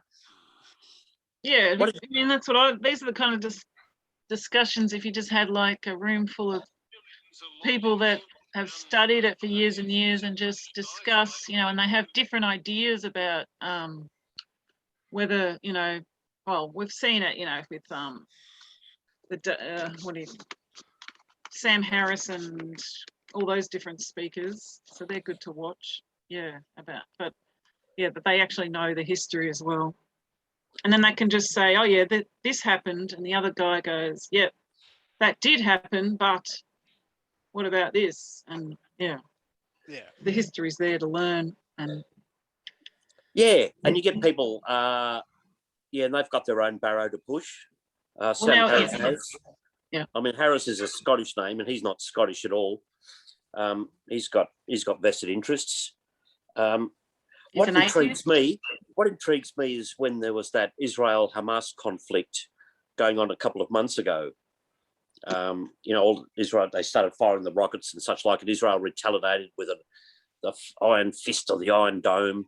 Yeah. And the ABC were right on Hamas, like, oh, you fucking Israel, apartheid, and my woke neighbours are all fucking Israel. And I said, oh, you anti-Semitic, which is, just like calling somebody a racist, like the way to chop a conversation down. Yeah. They say, well, look at Hamas Palestinians. And I said, do you know who set up the Muslim Brotherhood? Hamas. You know who helped set that up? And they go, no. And I said, fucking Hitler in 1930. It was Muslim Brotherhood who had that Arab Spring all across there. Mein Kampf was a bestseller there. That was just translated into My Jihad. Yeah. Hamas had the Nazi salute. I mean, they've seen them like saying, Hitler was right and stuff. And there's all these ABC people, the very people that seem to call me a racist and misogynist are all just going, oh, and they're supporting this mob. And I'm thinking, well, perhaps a little bit of simple research there, buggerlugs. Well, Yeah, again, just emotion. history is only taught to those who won. The history is told by those who actually won. And again, who won out of that? It wasn't Hitler. It was fucking the Jews. The Jews won out of that. And that is why what happened with Hitler and, the true history of why Hitler came into power in the first fucking place is not really told. You only have to ask the older generation who... The Treaty of Versailles. Exactly. You have to actually go and have a look at the history and listen to a few people that were kind of, well, they're hard to find now, but were around, and they've told it to their families because, and again, Hitler wasn't a bad person when he started out. He seen there was a problem, but the guy, as he went through, got the little devils on the shoulders. They were sitting there whispering in his ears, and fucking they pushed him to do something that he probably, when he first started out, didn't ever see himself doing. And, I feel, very much, as you said, the history is only told the way the winners want it told. It's not the losers that tell the story. Told by the victors. Yep. So, yeah. Oh, yeah, and bestseller in Turkey, Mein Kampf. Yep. The irony of it. Because, they've got the real anti-Jewish thing going. And with all of them, they play the victim card. 100%. You look at the Jerusalem Post and there's a reminder there of the frickin' Holocaust every frickin' day. And the Muslims will do the same too with, the highly emotional thing of the Palestinians. And I mean, they're Sharia, but now you have the Taliban who, like you're saying before, like around Reagan's time, they had the Mujahideen, and then the Taliban sprang up with all these different leaders. And they were supplied by Reagan, and they had the Rambo movie fighting the Soviets, the Stinger missiles, which shot down Soviet helicopters. And I just saw the irony while I was chuckling before about the Taliban was my woke neighbours again, they're like, oh, fucking Taliban, oh no. And I said, did you see that they had the Pride flag during Pride Month at the US Embassy in Kabul, and a chopper with the Pride colours on it? I just thought that you're doing that, waving that in front of these people's places. Isn't that fucking colonialism? And so the Taliban come in like it's men, and with a belief in God that want their country back. And I've worked with Afghans that were Dari, they weren't Pashtun. And he showed me the whip marks on the Taliban. I mean, they're bloody strict. It was a tribal thing going on. Yep. But there's me saying to my woke neighbours, shouldn't you be happy that people of colour have got rid of the white imperialist exploiters? And they're going, no, because it's like all you hear about now is just like, oh, the women in Afghanistan, the women. And because we're so feminized now and such into the BLT or whatever you call, Yeah. that they want us to go and invade again. Like colonialism's all right if you're going to take social justice and put the pride flag. You know, so I think good on the Taliban. If that restores stability to a country.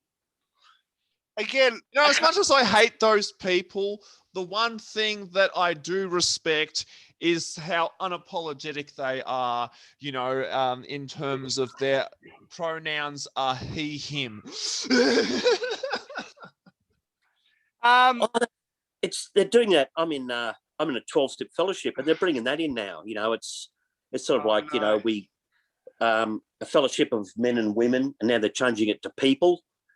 And I'm saying, why don't you just set your own fellowship up? Don't come and colonize ours. They don't realise that they are colonizing everything with this stuff.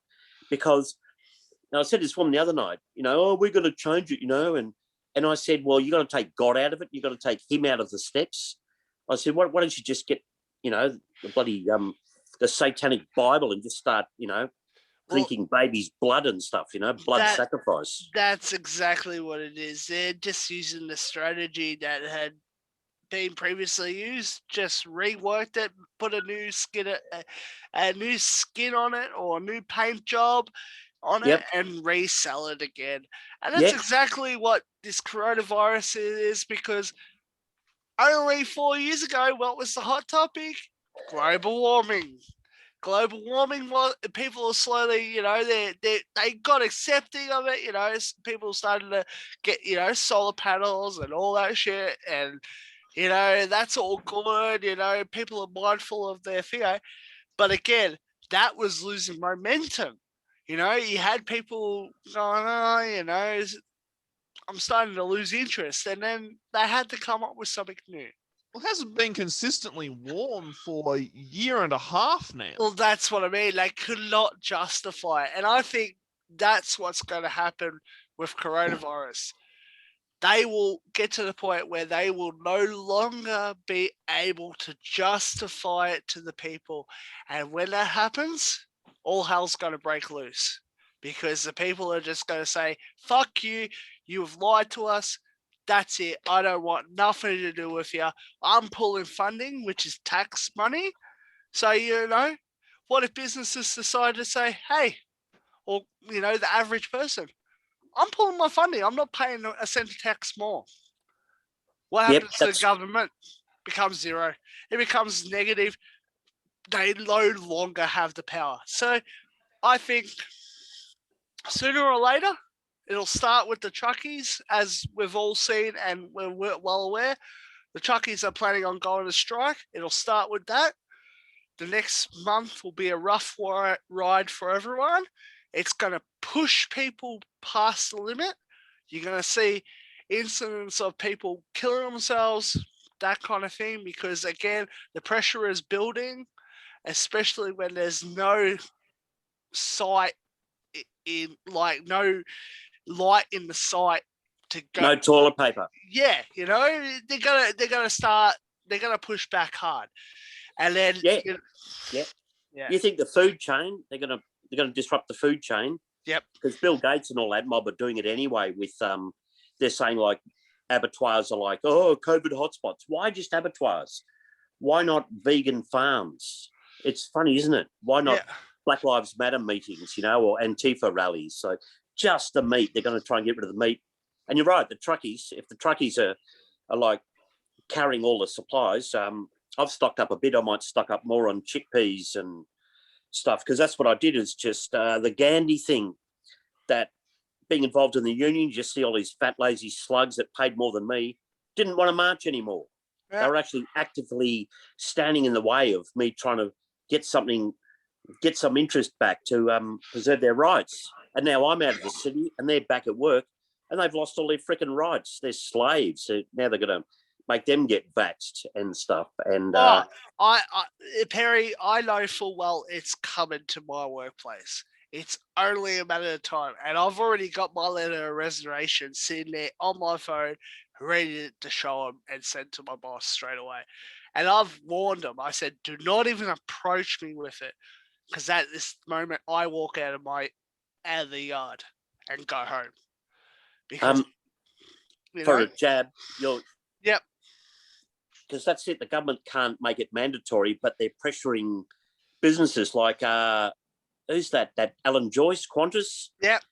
Oh, he's in the WEF, isn't he? He's a scumbag. So we won't. So no travel. Yep. Yeah, and again, those people have been put in place over time, such as Dan Andrews, such as Scott Morrison. They've slowly been put in place to make sure that happens. That is where it goes from conspiracy theory to conspiracy reality, when you have these set of groups, and they're well known. They have all dirty little hide skeletons in their fucking closets, every single one of them.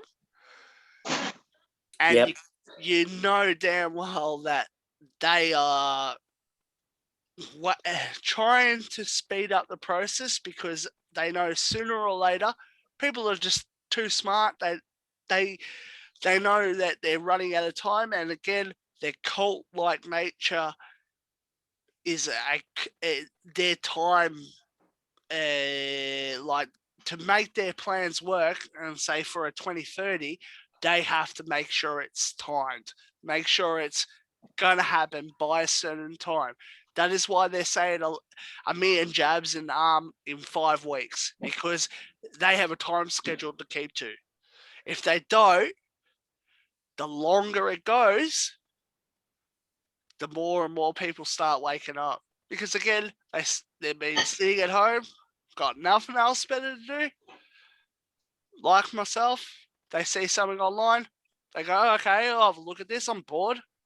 Watch maybe 3/4 of it. That sticks in their head, they say something else. And it just starts from there, And that's what can I say? It's like you talk about Yuri Bezmenov with the Soviet style of takeover. It's demoralization, which I've been seeing that. Like I finished school in 1977, and I felt so demoralized going through the state Catholic school and the state school system that what was there to do? I just threw my HSC in the bin and went on the sausage roll and just started chasing skirt. Yep. And tried to find meaning in my life, a hippie commune, musician, actor, working as a roadie, trying to find some bloody meaning, and I finally did. And then you have the destabilization, and what was that? The good old days of 2 years ago? Yep. You remember those African gangs, the pseudo gangs getting around, the police refusing to say they were gangs? Yeah, 100%. That big fight at the gasometer in Collingwood. Yep. 200 of them. There was a CD record company launch. Yep. And there was this huge brawl, like 200, just this full on. And the cops just sat there. And you imagine if there was white people doing it, it would be like Saturday. Yep. Yeah. But they just let them go. And it happened at Lynbrook. There was like 200 or big. They rampaged through Moomba. And they refused to acknowledge there's a gang. So there's your destabilization. Yep. And now we got the Wu flu at Crisis, and they've just pumped that. I don't listen to the news. You just think more bullshit. And Dan is he's right in his element, just being bullshit bully, And then after that is normal. Then they come up with COVID normal. It's normalization. That's right. It's COVID normal, like wearing masks and having a jab. Go to Macca's and get some McNuggets and a jab. No flights without a jab. This is COVID normal. A Qantas had. Can't go to footy. Have a jab. Yeah, can't go to footy unless you have a jab. That's someone in my life that's one of the things she's concerned about, because she loves the footy, and she's facing the possibility of not ever going to get to go to the footy ever again in a live sense, because Mandrake. You never know if there's enough of us digging our heels in, we'll get our way of life back. Oh yeah, 100%. Because they said like you'll own nothing and you'll be happy, and I'm thinking maybe how will we be happy? Because I haven't talked about breaking out the Soma. Like in Brave New World, they have the Soma, the feel-good drug, and I think maybe you'll own nothing and be happy. Maybe all the people who have the vax will just turn into COVID zombies. Oh, 100%. The ones that haven't had the jab will be the happy ones. Yeah, well, I mean, normalization is really, the stage where we've lost. Yeah. Crisis is the stage of pretty much, we have to fight back. Yeah. Oh, look, and there's many ways of doing that, such as having discussions like this, talking to people. Yeah. I find talking, listening to their opinions much more constructive than screaming and yelling in a debate. Because at the end of the day, everyone has a reason of doing what they do, And like a lot of the people I know that have got the vaccine, and they're doing it because they want to protect their family, which is a complete noble thing. But when you tell them that it's like, the side effects, that another side of them, and it's because they've had such trust in the experts, as they like to describe them. They have such trust in what is being put in front of them. They just don't know how to distinguish what the truth is and what the falsity is, because again, they blur that line between truth and false. It's that's how you get a good liar, is someone who is able to tell the truth but bent it to their fucking will. And it's psychological warfare at its finest. There's been lots of red flags, like I said, about the African gangs. Like all the feminists, there's encroaching feminism, where it's even too hazardous to have a date now, with consent. All the footballers that are all getting done on, there's getting done on rape, celebrities all Me Too'd with all the retrospective rape. I mean, who's that? Somebody in the mid-60s, Bob Dylan's like somebody's come out and said, Bob Dylan raped me in 1965. You think, what the fuck? Again, that's people jumping on a bandwagon. Yeah. As I like to describe it, it's first world problems, because no one gives a fuck in the third world country about these problems. You only find actual problems to worry about. Yeah, they got actual problems such as starving and finding water and having a safe place to live in. Not getting malaria. Not getting malaria and all that shit. And it's a distraction, as I've described it to Troy. When I was first kind of talking to him about this stuff, I said, look, it's like a pond, yeah? What you see is the surface.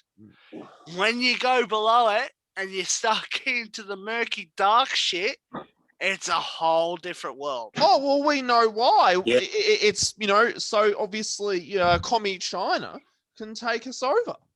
Well, it's not that. It's just, it's like, Star Trek. These leftists, right? These leftards, just they've been programmed from, obviously what commie China's, China's, what's it called?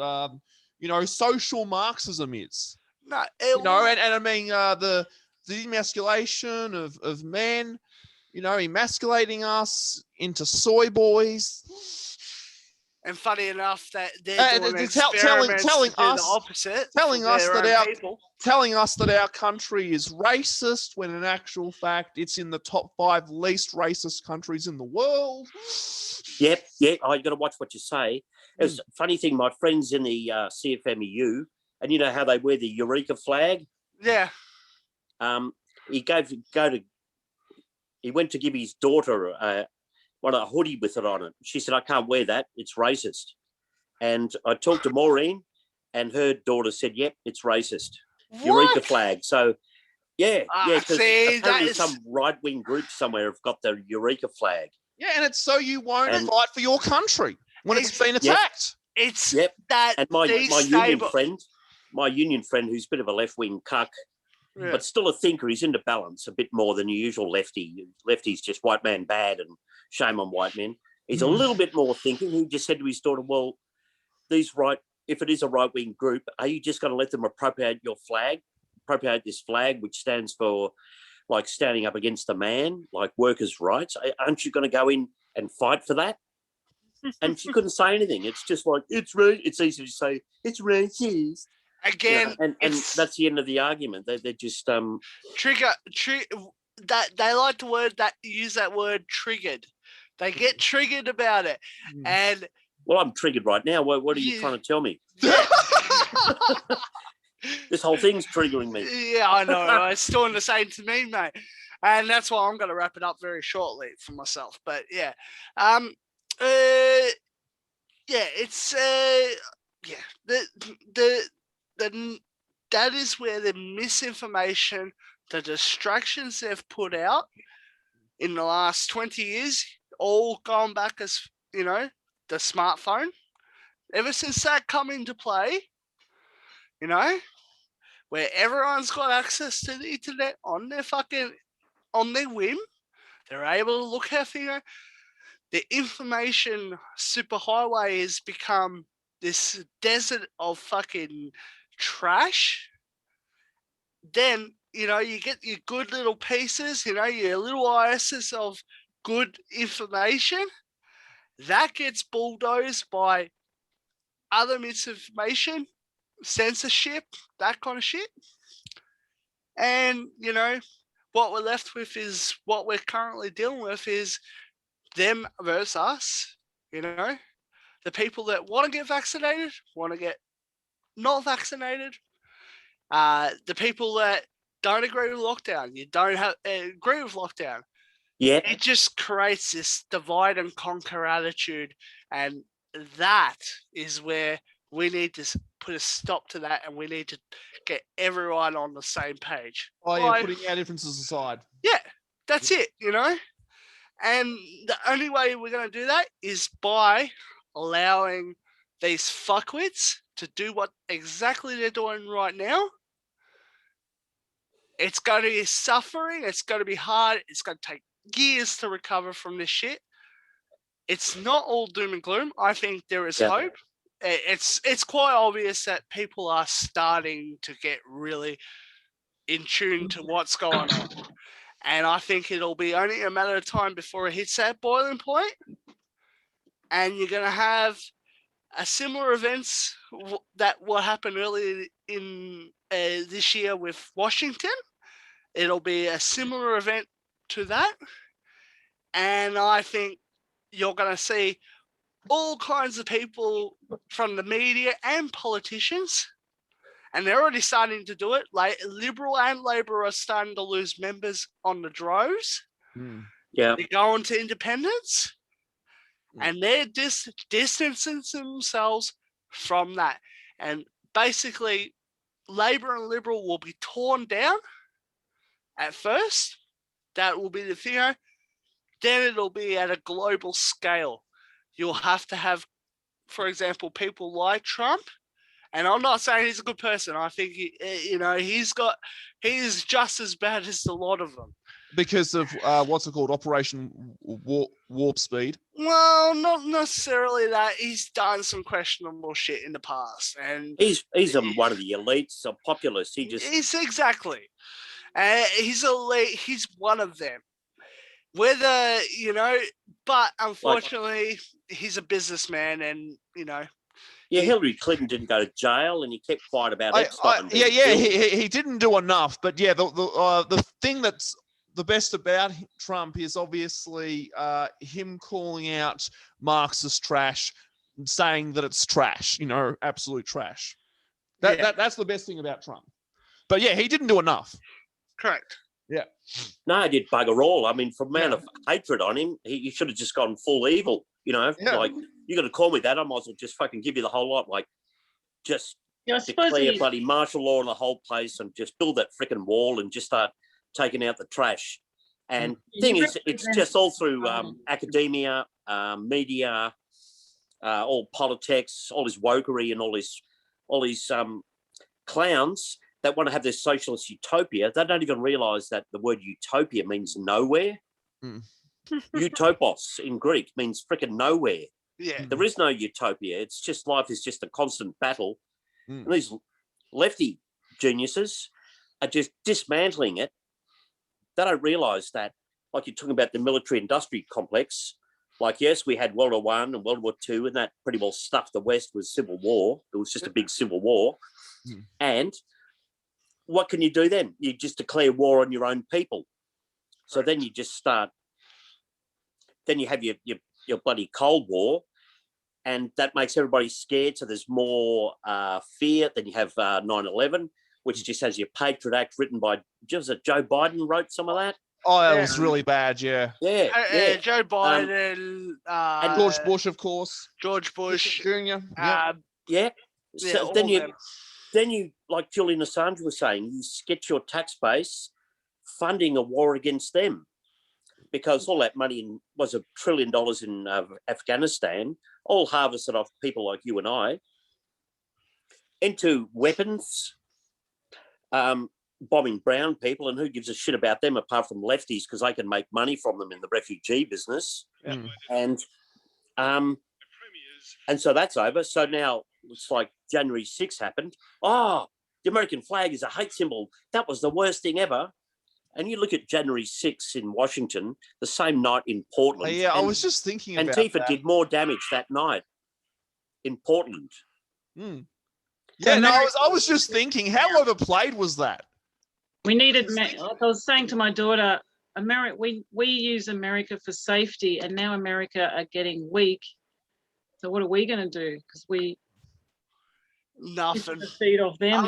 Unless, see, as a country, our greatest asset is our connections to these superpowers. So if a global conflict is going to happen, I think as we are not going to be so much to targets, unless there's one thing that makes us a target is because we have the resources and we do such a fear. But in the grand scale, those countries that are going to be the major players are just going to be too busy fighting with each other.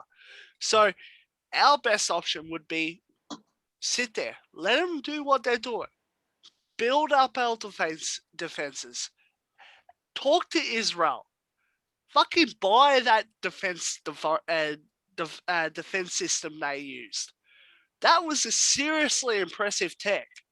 And, why can't Australia spend 40 billion on that or whatever, or how much that it is to buy the blueprints and that kind of thing? Get that stuff, because we do have ties in Israel. Like, we got pretty good ties with them. So develop that technology, get it suited, and if something does happen, let it happen. Well, that's what we should have done with the submarines. We should have produced our own. We should have produced our own. Yeah. But instead, That they makes sense. decided to buy shit that's obsolete, that no country wants to use, such as our plane buy, our Air Force jet program that they were trying to buy. And I think that it got what was that? One plane survived out of 20 against, like, I don't know, fucking Twilight's planes. They did it. A fucking demonstration, if I can remember. That was really bad what Tony Abbott did. I think he exported that submarine program to Spain, didn't he? Yeah. Yeah. And again, this is what I mean. Things have been put in place. Look at the car industry in Australia. It's gone. It is completely gone. It's been dismantled. It's taken them years, but over time, with cheaper production from overseas, that kind of thing, these local businesses are dying, and that's all part of what they've planned. They want Western society as weak as we are, rely on, this is particularly China I'm speaking of. They want more and more people fucking rely on them. because again, it's that they know if we have a captured audience, no one's gonna be in a competition. No one's gonna say any different because we've got the market, you know. Yeah, and an extension of that, of course, is to fund the police. Correct. Yeah. Yeah, because we started out as a penal colony, and the guards that they sent were second-rate soldiers. Yeah, they were. They weren't the best. And they're not sending their vest. no, Yeah. And so we've had second-rate leaders all the way down the line, like with a couple of exceptions, and we've had this sort of enslaved working class. So you get, and then after that, when all the free settlers came, they just came here and just started milking it. I think they called them America robber barons. Here they were squatters, big estates exploiting. That Vesties, that big meat manufacturer in Darwin, they were exploiting people up to their arseholes. Yeah, they were just brutal. Vesties, English, and all these companies come in, and General Motors came in the 30. There was a Holden used to make carriages, and then General Motors come in. Yeah. Another Henry overseas Ford? bunch of opportunists. Yeah, Henry Ford, and he was a wasn't bastard in his own right. Yeah. Yeah. So you get all these foreign ones in, and nothing of the local stuff's encouraged because you think, well, then the working class will get too powerful. See, Holden was a carriage manufacturer in the 30s, and General Motors come in, General Motors Holden. There was an all-Australian car made in the late 40s, the Hartnett. Yeah. It was knocked on the freaking head. Correct. And they've had Australian-made motorcycles, and they've all knocked them on the head. Government will go out of their way to destroy it and just let all these other people with big wallets come in and work out stuff with all these second-rate, cringy leaders that we have. So we've never had our own determination at a grassroots level. Another one, asbestos. England knew asbestos was deadly in the 1920s.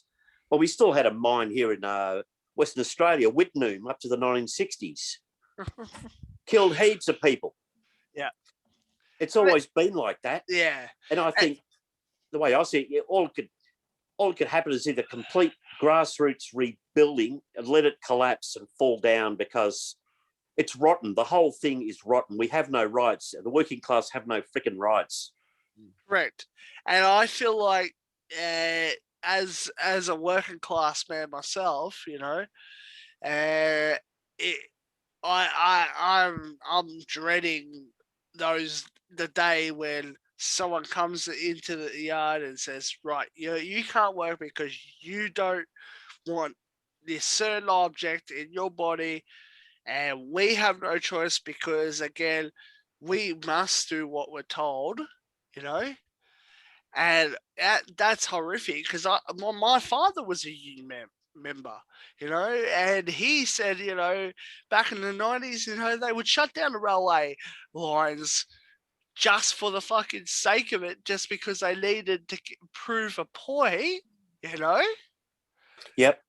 And these days, what are the fucking unions? Nothing. They're a sneeze. I grew up in in a labor household, believing unions were the way to go, and that. At my work, I'm not a union member because our union itself is so fucking weak and pathetic now because of what you mentioned, all the old school blokes, the blokes that had perhaps parents that were painter and dockers, that weren't fucking afraid to say fuck you to the government and to the bosses. Yep. You've lost that attitude. And even with my work, before, you wouldn't have to get drug tested. Now they fucking make you drug tests. They make you fucking do all this paperwork, that kind of shit. And it's just, life has been overcomplicated and more than what it is needed, And again, like, for example, weed, they drug test for that. So, and the way they do it is, a piss test. So someone could have had a small toke on the weekend. God. Soon as that fucking bus comes in Monday, and they might have said it on Friday. Bus comes in Monday, they're done. And you know, and that If you have an accident and you do have a drug in your system, then insurance won't. Yeah, but again, that was not an issue back 10 years ago, you know, but now it's a big issue. And I certainly agree with heavier stuff, but like, you know, having a toke on the weekend and then going in Monday and getting done, and you have to, you know, before you come back, have to have a piss test or whatever, and, you know, pass that before you can come in.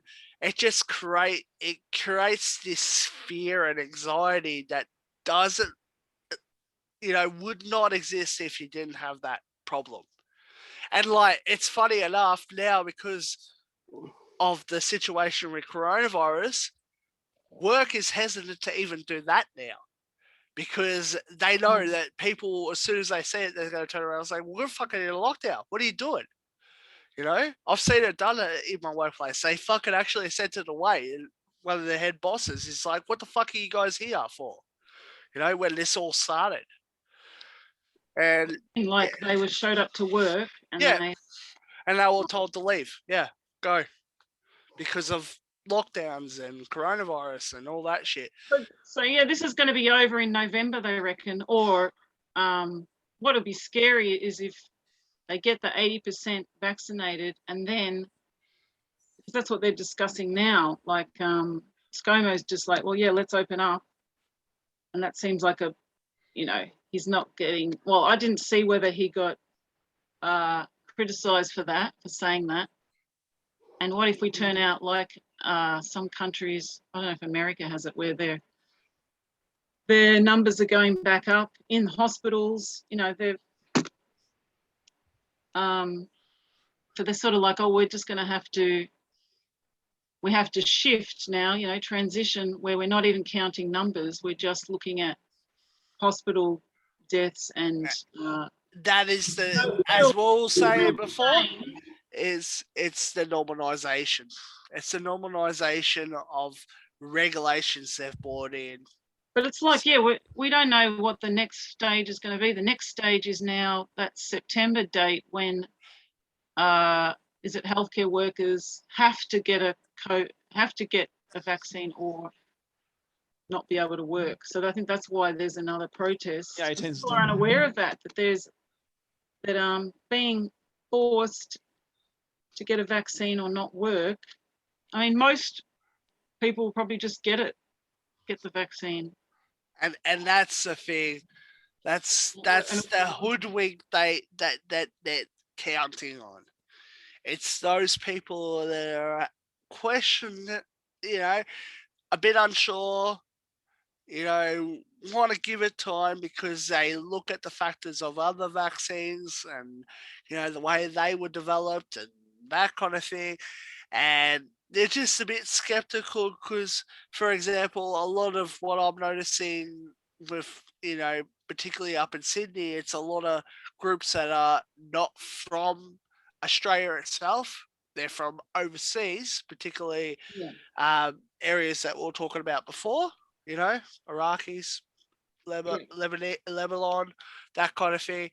You know, they've had their moments where civil war is outbroken and, you know, governments have actually fucking been dictators and they're seeing it all happen over again. And they're like, I've moved from this country to get away from the shit. I've had such a good time so far. And now I'm starting to see what's going on. And they're just like, oh, no. And yeah, so for example, Sydney is a bit more resistant. And that is why they didn't do it last year. I think they would have liked to do it with Sydney, but they couldn't because, again, there's a bit of a push. And as they go further along the country, you know, Queensland is even a bigger step. And you can tell Queensland, they're just struggling. They can't, as much as they keep saying, you know, they're not getting the numbers they want. it's just going that way. Like WA is a bit of a special case because they're a bit like Melbourne, Victoria. Well, now they're paying because it's the aged care workers who are very low education status people, low. Western Australia's problem is that they have the same half a day's pay to get the vaccine. So it's like, instead of saying we'll give you $200, we'll give you less. We'll give you less. Western Australia's problem is that they have pretty much a similar premier to what obviously we have in Victoria, which is obviously CCP sellout puppet. Yeah. I mean, I think by November it'll just pass, and it's good to be involved now. Like, you guys sound like you I thought I was paying attention. I don't know. I think I don't. I'm not. I'd have an interest in history, but I think it's hard to sort of take it all in and put it all together. Yeah, it takes a while, Maureen, with this stuff. I was told. I think more about life, that we fear death, we fear conflict. Why is that? Because it's funny, it's less ability to control, but it seems like that's what's more real, is that we're just these humans that have a short life where we die. We don't even know why we're here and why we die. So people will probably think about that for a minute and then get the vaccine. Like, I don't know if I'll get it. If it gets, because I'm out here in the country, I've never had a COVID test. Like, have you guys? I had to go for one. Is it normal to be, if you're in a built-up area, that you've had multiple tests? Yeah. Look, I have, and I'll be with Misty in a minute because it's getting late for me. But she just sent a message saying goodbye to everyone. Yep. Anyway, yeah, it's very much that's like, I fought it tooth and nail when they asked me to do it, and it was because of where I was. They saw it as it's too much of a risk for them, and because of they are a corporation that works with the Victorian government, they are following along with the mandates. It's the same as the QR code system. They have put that in our yard, even though I check in with a fingerprint scanner. So they got my fingerprint every day. They know when I'm logged in, that kind of thing. But we are still technically supposed to be required to fucking check in. I don't do that. I refuse to do it. I'll if they're gonna check me in, I'll write my name and up and down. That's it. Yeah. The COVID tests, I personally, it was pretty easy. It wasn't too stressful. I did like doing it because I felt like I shouldn't have had to, but to make the people that I work for happy, I kind of put my opinion aside. And sometimes that's necessary, but a vaccine is very different to, say, a PCR test. PCR tests, you're not getting any really injected into you or anything like that. Just being swabbed. You're getting swabbed. But, a vaccine, once that's in your blood system, there's no recovery from that. There's no withdrawing it. It's in your system. Yeah, and I saw that on Facebook, that I can always remove my tinfoil hat, but you can't unvaccinate yourself. Correct, and that's 100%. And again, I got less scared of it because this cool doctor who was just no judgment. He's like, oh, if you want the vaccine, here's some information about it. If you're not going to have it, here's information to stay healthy. But he said it actually leaves your body in 6 months. which is why it's kind of crap, because you have to keep getting another vaccine. But that made me go, oh, well, at least if I get it once, then it will leave my body and then I can travel. But then, then you hear from other doctors that say the first time you get it, that, it could kick off all kinds of things that we don't know about. And then when you get multiple ones, they're just like got these fears that, but yeah, at least if I got it once, then I can travel, I think. But yeah, I mean, the more I listen to different people and just having this discussion tonight, it just makes you really at least feel that there's a whole story and that we just have lives. So we're just going to, wake up tomorrow, work, be with our kids. And we've just had this, we just wish everyone could do this, have just an open discussion where you're getting respected. And so that's the solution to me, we just have. Yeah, exactly. I'm not even saying that like you should not get the vaccine at all, but I think that we should just, sit back and see what happens for the time being. And you're in the country too, aren't you, Troy? You're sort of, yeah. But you go back and forth. Like I'm just here. Well, yeah, Mum's just 25-minute drive from me. Yeah, but like you go back from Melbourne and vice versa. Oh, I can't now, but I know. But previously, before all this stuff, you were coming down at least a couple of days a week in Melbourne. The gym. Yeah. That's right. Exactly. Lockdown, brings like even for me, the last lockdown just brought another layer of anxiety that you don't even know is there, kind of thing. So like, people are be going like that dude that just there's only one guy, but he's on the media. He's just like, fuck it. He's positive and he's just out in the community. They can't even find him. And they've got some footage of him and he just looks like he's lost it. He's just like, and people are like that naturally. They have no fear of authority. There's so many people that are, what do they call it?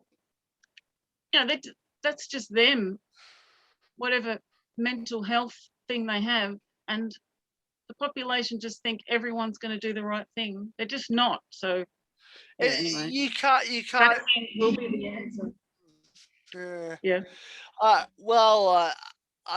think time will be the answer more than the vaccine than anything. I mean, it's the answer that's coming. Because we'll get to 80%. They'll open up. Yeah. Because it's good to watch other countries, and I haven't watched like what's happening in Britain now. Well, at least they're logically consistent. Didn't they get to 90%? No, not that much. They got to 2/3% vaccinated. They did it quickly though, and we just fucked up. Opened. Had their Freedom Day. Yeah. Well, they got shitloads of people coming illegally across the channel. They're getting illegals, like 500 a day come in. Oh yeah, America too. The southern border. We're locked down, and they're taking all these illegals and all the Afghan. They're flying all Afghan refugees in there too. Oh, did you see that, Sheila, on Q&A? Like, I don't watch that show, but I saw Outsiders, and she said that we should, multiply, our Afghan intake by 7 times. Mm. Yeah, that's what I was talking about before. With there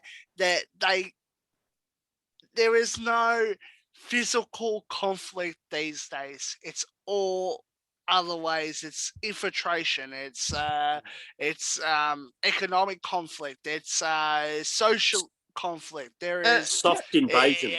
And at the same time, soft invasion. Correct. Yeah. At the same time, she was saying, that this is a racist colonial country. Well, why should they want to come then? Yeah. Joe Biden the Taliban. They didn't even want to. Joe Biden's cold, like they didn't even want to fight for themselves. So why should we be there? Like that doesn't sound like a lefty at all. So his true colours just came out. I was wondering where Bernie Sanders is. I'm sure. Well, I don't know. It's just weird, isn't it? Like Bernie Sanders or the lefties or the Black Lives Matter, they were all over the media, and now it's just nothing because we got COVID, and then we got. If a Democrat, should have won the last presidential election, it should have been Tulsi Gabbard. Is she a Democrat, or she would have run as a Democrat? Yeah, she did run as a Democrat, but unfortunately, she wasn't offering free shit or Obama nostalgia. I reckon one day, very soon, it's just going to go. Joe Biden out. Here's Kamala Harris. Like, that's why I'm finding it just exciting, because we don't have any control on the world stage. So what's the point of getting really upset? Like, people that are just so upset, like your choices are just personally attacking mine. But it's like, well, very soon they're going to have Kamala Harris, and then there's just going to be new shit going on. There's going to be back to the women and dark-skinned people, and probably, well, I don't know what's happening with the trans rights stuff, but it's just like, it's pushed aside. So it's just like reality is just all fucked up, and it is just a fantasy world. I guess I think that now, after we've had these couple of hours where everything we've talked about, you can't really get to anything. It's just like, it is just a discussion. And we don't have any far lefties here. I don't think we really need them, maybe. No, I would definitely strongly, second that. I don't mind if they just shut up about racism for 5 minutes. Because I kind of find people, well, as I'm going through Facebook, one guy was trying to defend, they say that the protesters were all right wingers. This guy was saying, well, my lefty friends, they were there at the protest. So he's saying that there are lefties there and that we can't judge. And he was into the idea of, openly discussing and not being an arsehole. So I invited him. So he's in the Common Ground group. So, one day they'll be, this discussion will be completely different, which is good. Like, this discussion will be different to next ones. And we seem to, anyway, I'm just sort of... Sounds like you're going to have him basically playing devil's advocate to what we're saying, eh? Well, I guess it's just like, I don't know. Like, it's good to have you guys that kind of have opinions, and I do have opinions, but I guess I'm here to sort of just hear it out for a while. I will have a few days of being almost like manic, and but yeah, it's because I feel like that I have a purpose, and the only purpose is just to talk about things. And when people are upset, oh, you're talking, where's the action? It's like, no, I don't need to act. I'm just, my action. Well, if the truckies start disrupting the food supplies, this tonight has inspired me to stock up on food a bit more. Yeah, stock up on chickpeas and shit. That's chickpeas, lentils. Yeah, I'd seen that video a week ago, and then someone else posted it yesterday. I thought, oh, is this new? But then, so I guess, like you said, Mark, time. It's just about time, and Mark's gone. Yeah, I wish he said goodbye first. Yeah, he just dropped out.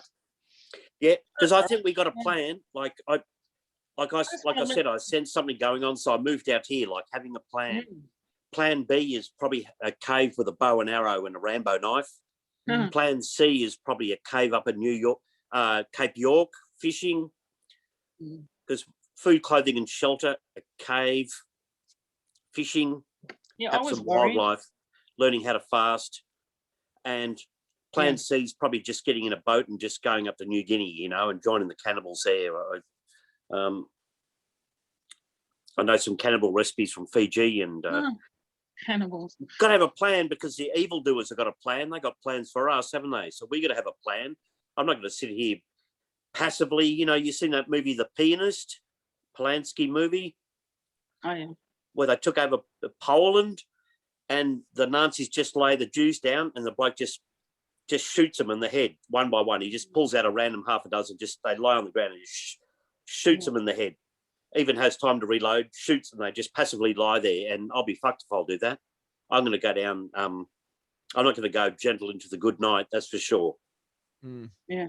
Yeah. Well, like I said, I mean, you know, I'm a Pinochet centrist, you know, for a reason, because I don't see these authoritarian leftists stopping, you know. Yeah, Well, and I'm getting comfortable with my I'm not a fence sitter. I just think that the truth is that we can't control the world, but you know, like, and there's the lefty thing, they're just in their own personal it's their own personal desire to do something. So they're in their own little mentally Their own fantasy by trying to force us all. I don't know. they just want more state control. Eureka flag's racist, saying this is racist, that's racist. Security over freedom. Got to watch that. And they end up just state control and just being like empty shells and fucking useless, basically. Yeah, state solutions. Power. That's yeah, because it's all about racism and climate change. And you think, well, just why not just fucking just give up? Just give up. Yeah, well, like we were saying, Perry, because they're Well, they have given up, haven't they? Yeah, they're programmed. Their beliefs, you know, aren't really theirs. Like they've been told them. Yep. My neighbours like that. They've all got to say the same thing. Climate change, but none of you know, a couple have got 2 cars. They'll drive around because they're bored. Hedonistic. They won't sacrifice a fucking thing. But it's all sort of like climate change. And all it means is, like I said, more state control and more government money. Not any responsibility on them. They just carry on normal. If they just virtue signal, they do it. I just can't be bothered with them. You know, I listen to them for a little bit and I just start falling asleep. I just think, well, yep, good on the Taliban. Yeah, and they're boring. They're boring opinions that they have, you know. Yeah. Not original neighbours, I think, for you to have. It's kind of good because it keeps me sharp, you know, with all this passive aggressive stuff. And I draw their hypocrisy, and it makes no difference. But at least I let off a bit of steam. You know, they support Hamas, but they don't like the Taliban. And I'm thinking, well, Allah knows and you do not, fuckface. You know, so they're just going to be so fucking weak that they'll probably die because they don't give a shit because they're not younger. But the next powerful group will come and kick the door that don't gives a shit about feminism or trans rights or fucking religion or anything like that. Because you look at China, they're watching America, and America hasn't experienced a fall yet. But China has. It's had many dynasties rise and fall. Did you know 5,000 years? Did you know China used to be anti-communist? They've probably been everything. Did have like they've gone through every. They've gone through. They had a lot of dynasties. They had, is it Xi Jinping, that the last empress? You mean around then, like the 1800s? No, I mean like 1920s. I think mid-late 1920s. Yeah, they were actually like Pinochet like before, you know, Pinochet. You know what I'm saying? Yeah, because what was about 1911 that the last emperor, it was at Puyi, and then had Sun Yat-sen like a provisional government. Yeah, it was a civil war. I think it was something like 1926 or something when they were, you know, purging commies. Yep. Yeah, that was Chiang Kai-shek after that. Yeah, Taiwan. But China, scared of 3 things: women being in power, eunuchs. They had like stacks of eunuchs, which have brought dynasties down, and religion. Big battle in the 1860s. Huge battle you hardly ever hear about. Like perhaps about 60 million killed. It was like a Christian uprising around near the Uyghurs, and I think there was a Uyghur civil war, or they were Dungans, or they were called something else before that. So they won't let religion, women, or trans people, eunuchs. There's basically your trans people or your gay people. They're neither male or female. They've got their own agenda, their own. Apparently, it was 1926 to 1928. So I did remember correctly. Yeah, I let YouTube go, and then I stumbled on a China documentary about.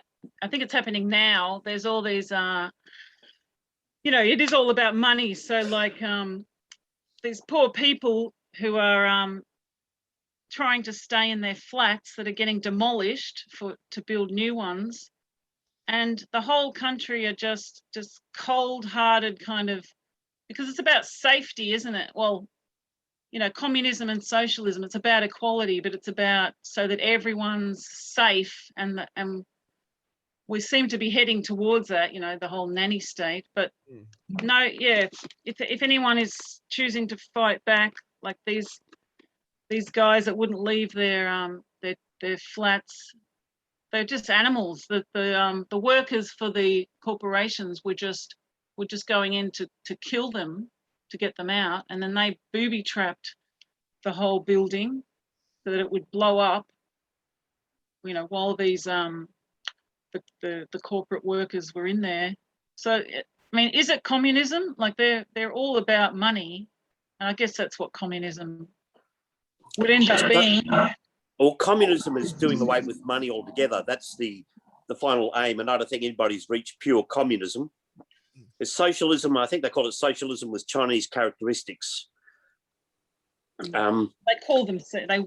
They pretend they are. So it's just a brainwashing the public that they're living in a communist state, and they have to love their leader. And I don't know if they all do. Well, yeah, the Chinese people we know here, they're quite scared of talking against the government. Well, guys, we are heading in that direction with the cashless society. And even just fear of criticizing. So it's I kind of not enjoying, but like when people say, we're heading downhill, I reckon that we're trying to reveal ourselves. How are we going to go in a, like people like your neighbors, Perry, like I don't know, there's got to be a way to talk to people like, do you think you're free and creative and think for yourself? And then you can ask them simple questions about their programmed opinions. Why do they believe what they do? Have they studied? I don't know about climate change, because you can't really, I don't know if you can find out, even though it seems scientific, you can't find out about something so huge. It's weird that you can't find out whether it's man-made or not, but the scientists have to agree that they don't really know. It is just theory. So so it's a convenient one to hijack it and extract money. See, the feeling with a lot of people that I know that have got very forceful opinions about climate change or racism, there's something that's happened to them. They've got some trauma and they haven't dealt with it. And so here's something, they got something against Bogans, or they got something against white males, something against Christians. They got that prejudice. They haven't dealt with it. They haven't got to that stage where they just accepted it and forgiven. So climate change is just white man bad. That's just a default setting. And, climate change is racist, but conveniently they don't actually attack the real cause of climate change, which is fucking, if there is such a fucking thing, is cars. That's the biggest polluter. Well, pollution making nature imbalanced, like the oceans. Yeah. Maybe they've taken all the fish from all the trawling. That's what. And China's the biggest. China's the world's biggest polluter. And they're not getting called out for it. Like we're the ones that want to buy their shit. We're the ones that, the pressure's on us to, go above and beyond, what we obviously should, we allow them what we should be expected to, but China never get held accountable. Well, they blame us. They say, "Oh, we're not doing enough on climate change." Well, they're doing even less because they're fucking weak. We're doing too much, if anything. Apparently, China has really good technology that's meant to be counter. But I haven't seen enough about it. But my when I did philosophy, I did environmental philosophy, and he's like, the answer is in this Chinese idea of I don't know, it's a new kind of way of running politics, but where where you're protecting the environment, and apparently China are actually doing this thing, but obviously they're not if they're still got all of their factories, which is being sold to us, really. I mean, I'm buying a lot of stuff from China for the kids, clothes, and so I just think, well, we're the ones that want it. We have the demand. They're just sort of feeding off our need. But they're, I can still claim to be a lefty, but I won't be until I reject all the material comforts, because I like to be comfortable. And you can't claim to be a lefty unless you give up all of your comforts. Your Wi-Fi and everything. Well, thing is, I don't like to be pigeonholed, because I'm a firm believer, just take what you need and leave the rest. I mean, there's middle left, there's hard left, there's far left. And I mean, you can go live on a flaming hippie collective, and I've tried that. And it's pretty hard, because especially in the West, we're hardwired to be such individuals and argumentative and selfish and uncompromising, until somebody, the riot squad, comes in and starts clubbing people over the head. Some cultures can work together and stuff. Like Fiji, I see the village life is pretty well intact. And you have a chief, and you have a patriarchy, and you have a council, and things get done. And it's people always, they know exactly where what their place is. But here, don't tell me what the fuck to do. And they know the West is dangerous to them, because as soon as the young people look at what we're doing, like in Nepal, the young people are starting to have their own businesses and get nice cars and nice clothes, and the older people just hate it. And what's weird is that they hate the West. They can't do anything about it, because they survive on their tourists. So like, but then them being silent, that's also, if they're so against tourists and the West, then they should, well, they can't really do anything, can they? They can only live in their little family groups and hope that they're young people who come here to study, but then they stay here. But they should be going back home to bring technology, and it's just so bizarre. Like, they come here and study sociology, and they're just so high and mighty and all this self-righteousness, but they just don't live by it at all. Because if you're gay or a trans person, you will be an asshole about trans rights. But and then you could be a straight person where you're a trans ally, because you just want to be popular, and that's the bottom line of it. So you're completely selfish, even though you're calling other people selfish. You're like more selfish, because you're only doing it for popularity, and people getting a vaccine to do their part. And then I just look at all the comments that just say, not congratulations, but well done, proud of you. That's what they're getting the vaccine for, so they can get loved and appreciated. And so what does it matter if we're risking our physical health? I want to change, but I think I'm like these people, where my physical health is secondary to, the need to be accepted. You want to be special. I'm You're trying out in to the bush. Who do you want to be accepted by? Who do you want to be accepted by when you're in the bush, Maureen?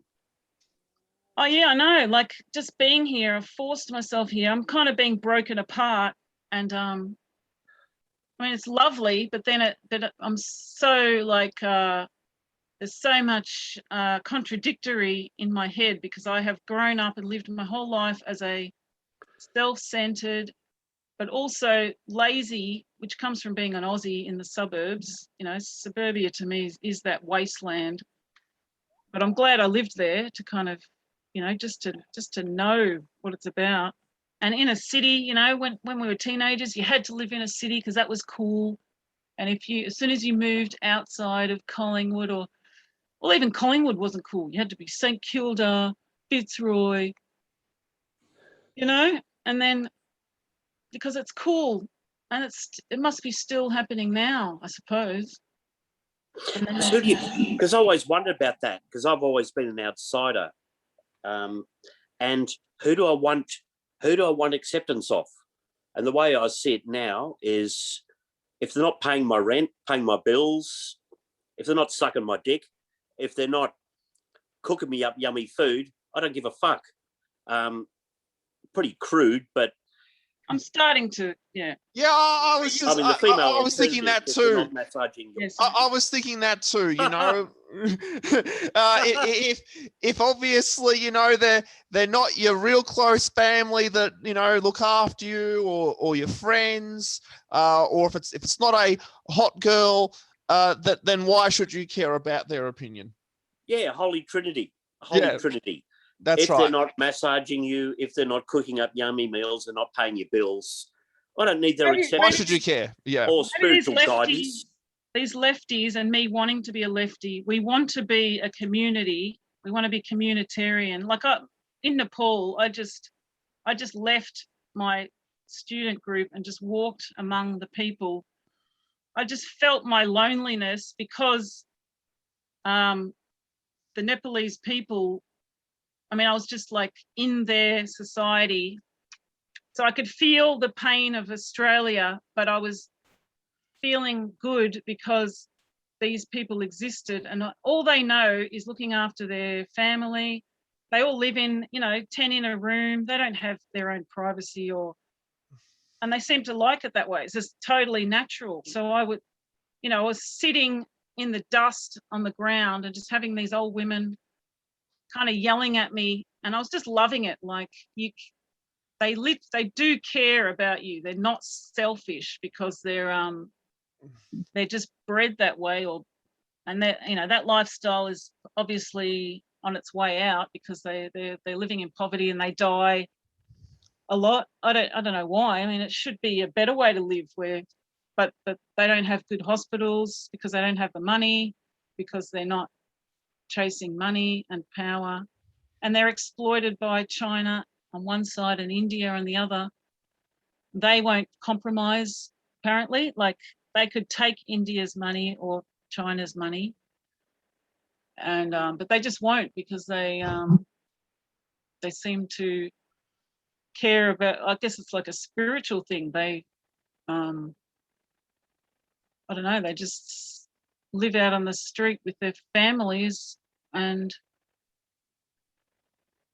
yeah, so and I'm kind of happy that, you know, it's the only country I've been to. I would like to travel to Europe and whatnot, but kind of don't even care. You know, I want to just live out here and just shift my thinking where I'm not, you know, away from this typical Aussie, you know.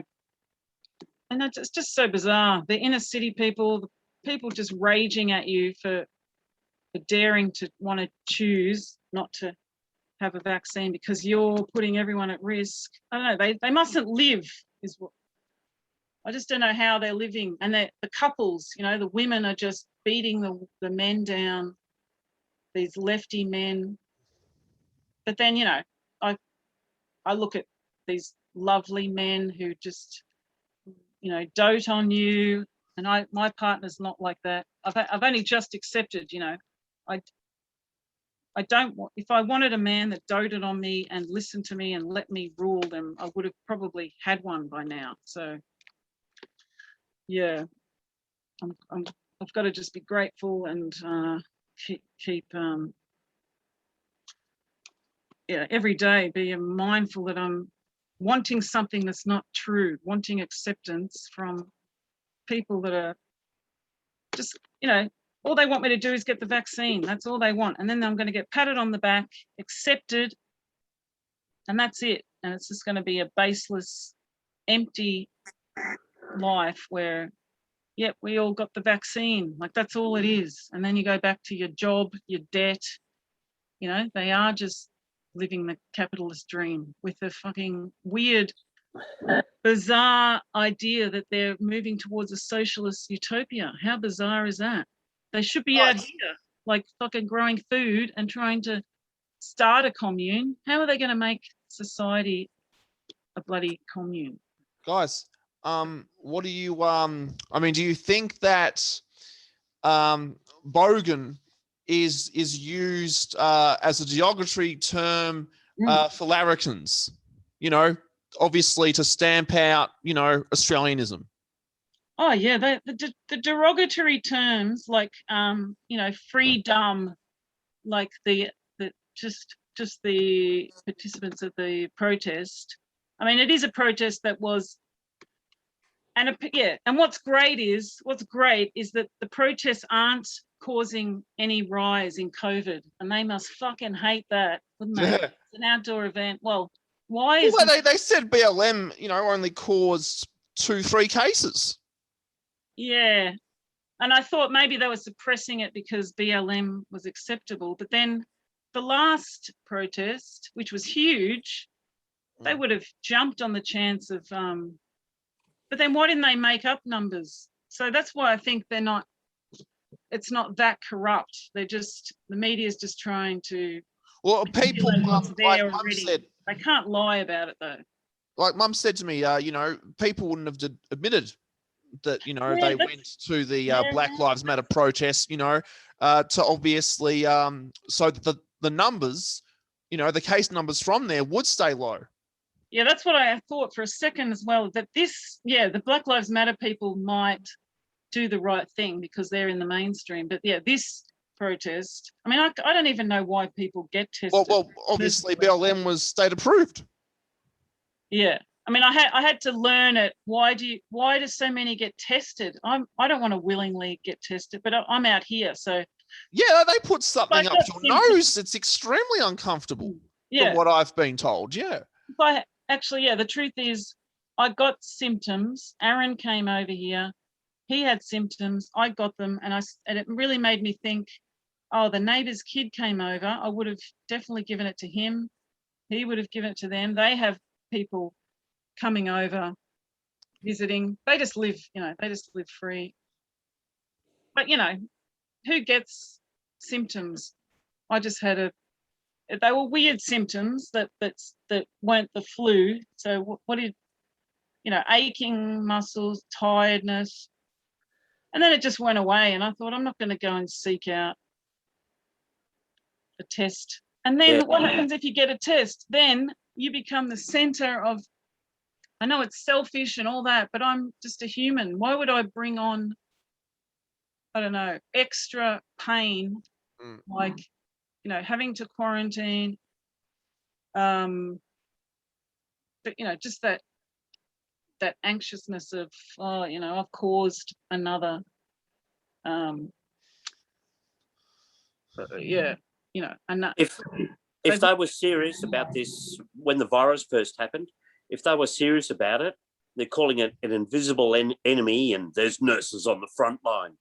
They would have got into wartime economy and had rationing. I was mentally prepared for rationing. Yeah, okay. Instead, it's like shoulder to shoulder in Coles and Bunnings, and destroying the little guy or the little lady in the little shops. Bunnings and all that earth raping stuff, and KFC and Macca's, like all this garbage. If they were serious, they accept us as we are, that we are weak and but then it's been a joke from the start and blatant hypocrisy. And sure enough, we didn't know where it's going. It's probably highly infectious, but why aren't there big outbreaks in all those places? Down in the east, that's what pissed me off. That they would lock down. They would say that shit about country people needing to be open because we needed it. So they opened us up, and it's like, okay, we're free, cool.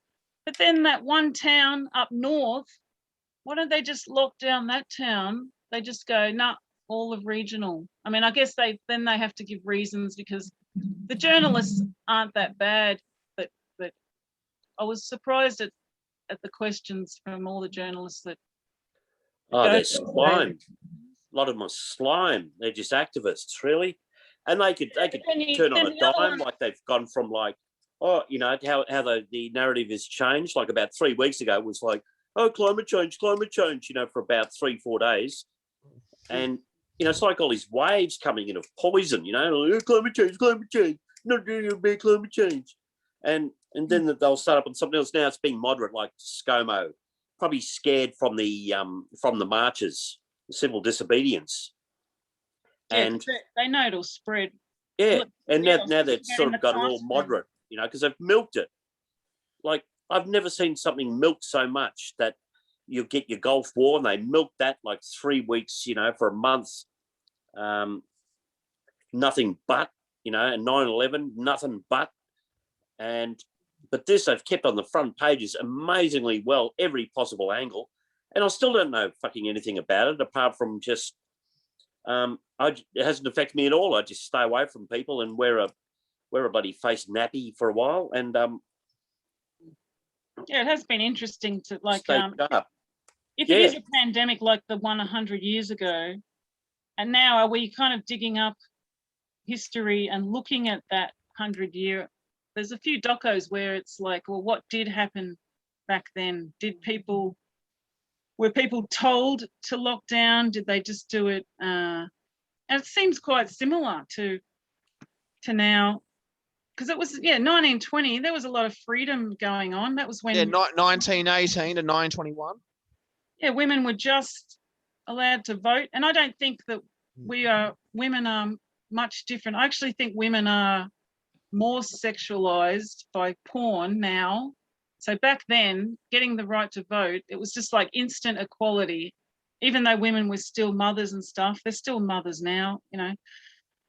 Women were going to uni. It wasn't the 60s at all. I didn't even realize it. It was like by the 40s, it was just peak equality. And, you know, they were asking the question, is there even such a thing as a woman, you know?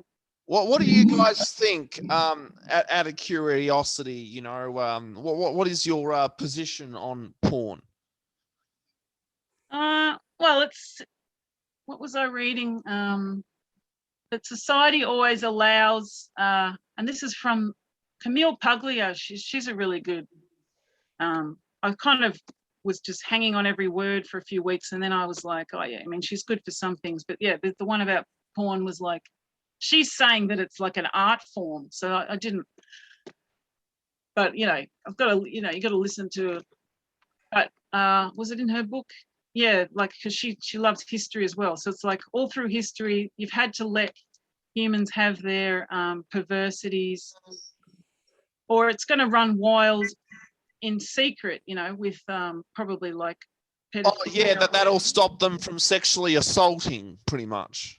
Yeah, so like yeah, sex workers, I don't really agree that sex work is you know, that the lefty idea is sex work should be just as accepted and equal. They're so naive. They'll just forget that sex workers are actually like having to deal with, I don't know, like working the streets. Yeah, without, there's no protection. I don't know. And it's coming from their own bloody mouths that like yeah, I mean, I don't think that all the porn should be abolished. You know, sex workers, like sex workers are so strong that they can fight off anyone. They never get raped, and they're not. None of them are on drugs or, you know, are forced into it. So there's a lot of sex trafficking. But yeah, porn, I don't know. I mean, I guess it's. I think it just because I agree with you. I think that there is too much sex, if you get what I'm saying, right? Like I think that you should be able to like actively search for porn, but like I don't think that it should be, you know, like on an awards show, if you get what I'm saying. And it's, I mean, I've looked up porn recently, and it's God, it's so hard to find just like where it's natural. Like it really is still just you know, girl looking really sexy, skinny, and doe-eyed, and just pleasing the guy, kind of thing. You know, or lots of girls together. Mm. Yeah. So I mean, I guess because porn is for mainly men, but yeah, the lefty idea is that everyone's watching porn, that women and men aren't different. So that's the basic line, isn't it? Because they think men and women are different. You can watch movies these days where the female lead is really, I was thinking of the word slutty, but I would use the word slutty for men too. That they're going, you know, in the movie they're going around just sleeping with lots of guys because they like sex just as much as males. But it's it's natural, hormonal, even evolutionary, that like animals, the men are, their testosterone makes them seek it more, and women want more emotional attachment. That's why they're mothers. So because we've ignored that, now porn is just like, I don't, you know, the lefties probably don't even watch it, and they make up their own porn. They'll have like, you know. Oh yeah, with their own politics in it. Well, there's a gender wage gap in porn. Women get paid more in professional porn. Yeah, right. So, women get paid more. Yeah, the women get paid heaps more. Oh yeah. And that's never talked about. It's well. The feminists are fucking hypocrites, I reckon. They get 6 weeks of work full on, and then they're gone, and then they spend it all on the boob job, or, you know, just, to me it's just naivety. And I got so yelled, you know, hated. This is what just turned the corner with me and wanting acceptance. I was being really honest about, we're all accountable for ourselves, and the answer is to teach girls not to be naive. And the comeback was, you're a victim blamer, you know, you're internally misogynistic. And I just went, wow, like, because that is, I really believe that if, and I said, if I wasn't naive, if I didn't believe this fantasy bullshit that every guy who says he loves you is lying, unless, you know, you know how to get to know someone at a personal level. Yeah.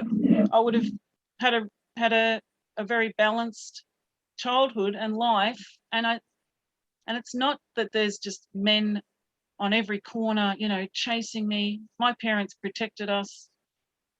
But, you know, they should look at your personality. If you're shy and, you know, there's at-risk kids. The only at-risk kids they care about is where the parents are drug addicts, or, you know, where it's obvious that they're at risk. So for me, socialism is about, you know, the socialism we did have was putting a lot of money into education, where you get a free education and it's a good education, and you get the best people teaching you. So it's all the same shit, equality of outcome, like Jordan Peterson said, horrific, but they think wonderful, and they don't even know, they don't even think about it or talk about it. Like, why not? They're meant to be educated. But I mean, why would the best teachers do it for free? Yeah. Oh, well, yeah. It's not pure socialism. I see what you mean, though. You mean taxpayer funded. Socialism from the 80s, where whenever, not the 80s, was it the 60s, when they just made education free. I mean, because that was their utopia. You know, the 70s with Whitlam. Yeah, but anyway, going back to they just put it in place, and they just thought. But then they, you know, it just never ends. It's like, okay, let's give free education. Okay, now the women are whinging that they're not getting enough spots. So we've got to let dumb women into the spots, and the smart men, smart young guys, they can fuck off. So then we don't even have good teachers anymore. In the name of equity, yeah.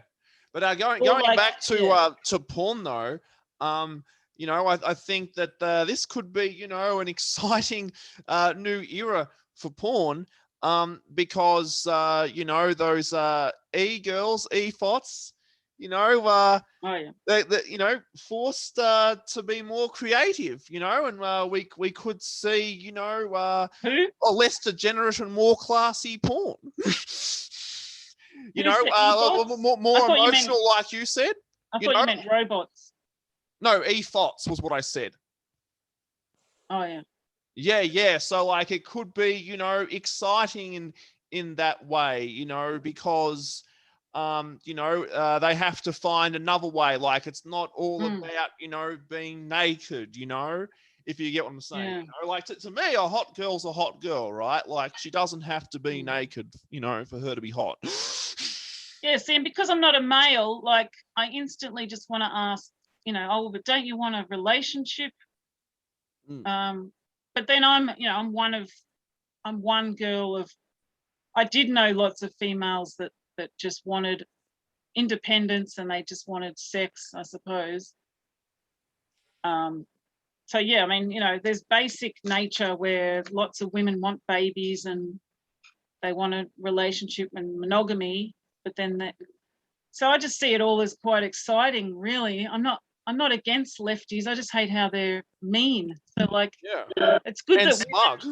It's good that women are free and that homosexuality is more accepted. But why can't they let conservatives just live their reality? So why do you have to be accepted by everyone? Why does everyone have to say your pronoun? You look obviously female, but you get upset if someone calls you a she. You look they them.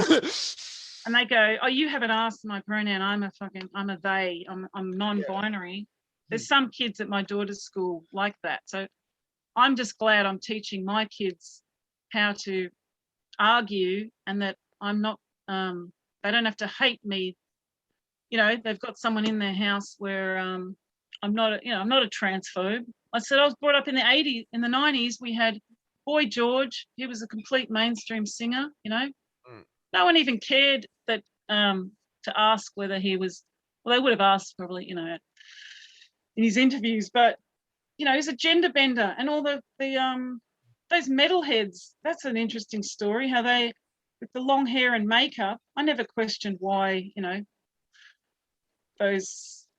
You just sort of went, oh yeah, they're just being weird. But they said we wanted to do the most bizarre, outlandish. The most rebellious thing you could do, and that is to be a male and to wear makeup and long hair, but they didn't wear dresses, so it was just all over the place. But now, no, you have to be stuck in a box, and like if you're a man that wants to wear makeup, you're a trans woman, which means you are a woman.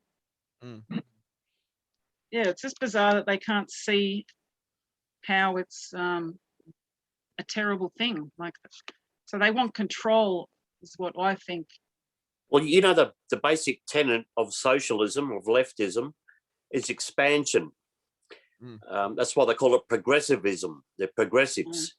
That where Karl Marx writes in the Communist Manifesto, a spectre is haunting Europe, the spectre of communism. And the idea is to expand. So when the Soviet Union had their revolution, they had a flag that wasn't Russian. It was just red with this freaking hammer and sickle on it, like it was nothing Russian. And the national anthem was the Internationale. Wow. Then they had that Comintern, the like Communist globalism. International Meeting was to spread communism across the world. So they just spread and spread. And then you have your cultural Marxism that Troy was talking about. So you just spread it out and the institution just spread. So then all of a sudden you got all your books coming out, then you get sexual revolution.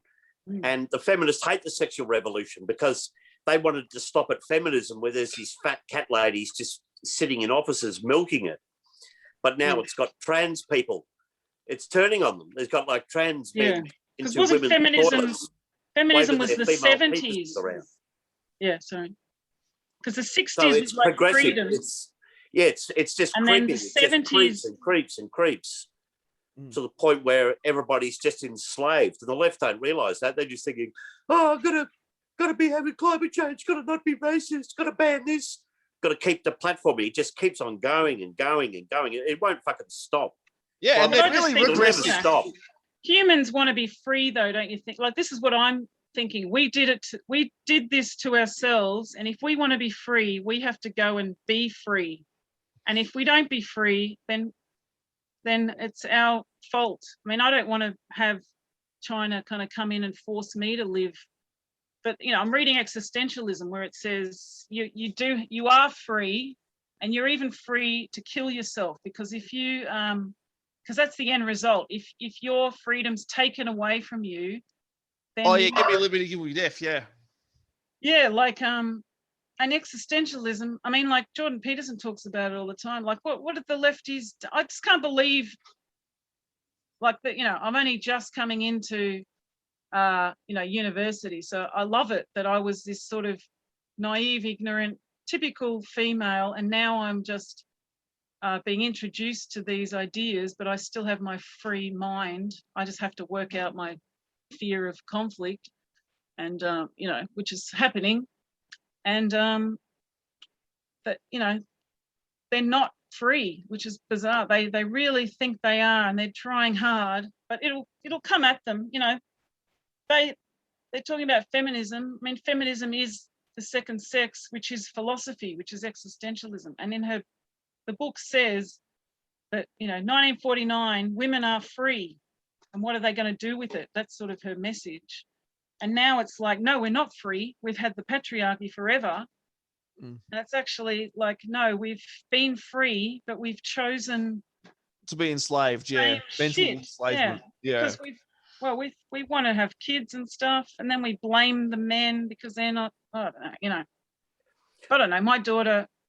It's funny. I said to my older sister, my daughter, if she gets pregnant, her partner, he'll look after the child because my daughter has the career. That's just how she's. And my sister was like, no way, she's going to want to stay home with the baby. And I said, no, that's what feminism should be. Because it's not a patriarchal society. He's just a boy that he doesn't particularly want a career, and he's being hammered by his parents because he's meant to be the typical male. So that's the patriarchy. It comes from the kind of middle class, the conformists that are like, oh, we can't have our son being a stay-at-home dad who doesn't want to make money. He wants to just have fun, and he's just a lovely guy. And that's who my daughter wanted. She just wanted a nice boy. She's not dominating in any way. I guess she gets that from me, that we're just kind of shy or whatnot. I mean, quiet and chilled out. But then I'm, my partner who thinks I'm a bitch, I guess, because I'm, I don't know. It's all just crazy. I've had kids, and I followed the crowd, and now I'm like, no, I'm going to be.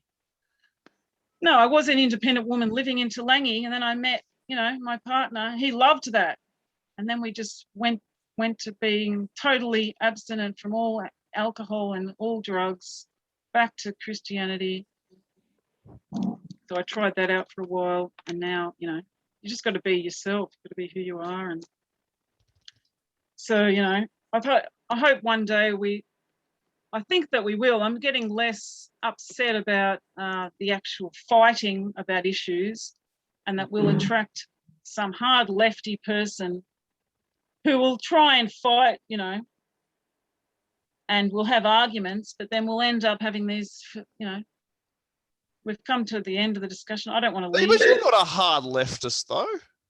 Hey? You're not a hard leftist, though. Well, I think they've changed the meaning, have they? Hard left. Who are the hard left? Well, a leftist is, centre left is to the right of you if you're a leftist. Yeah, well, I'm like what Perry said. I was always on the outside. So that to me was a lefty. We were the outsiders. That's where all the gay and weirdos who trans types, Yeah, because for me, a lefty is like, what's it called? It's an enduring term, and a leftist is, a pejorative, if you get what I'm saying. Yeah, right. But it just Yeah. seemed like growing up, the lefties were the ones that didn't judge druggies or promiscuity and now what are they doing? I don't know. They'll judge anyone that isn't in these minority groups. But the minority groups don't exist either. Like all kinds of different colored skin people are either chasing, money, or they live in a country that's poor. I think we should maybe care for them a bit more. I'm upset by the women in other countries that are forced, like the Afghanistan idea. The answer isn't just to bring them all here, because if you have too much of one religion in a population, then they'll just form hard Islam here, which is what's happened in England. And then the leftists over there are trying to force. There's a place in Germany where you see the Turkey flag more than you see, the Turkish flag more than you see the German flag. Oh yeah.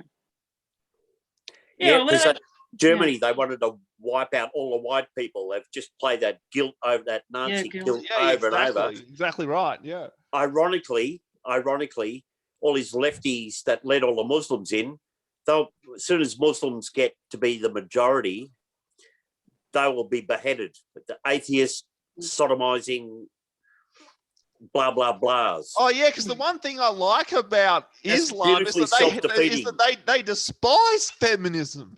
Yep. Well, they do have an idea of women are special and that they need to be protected.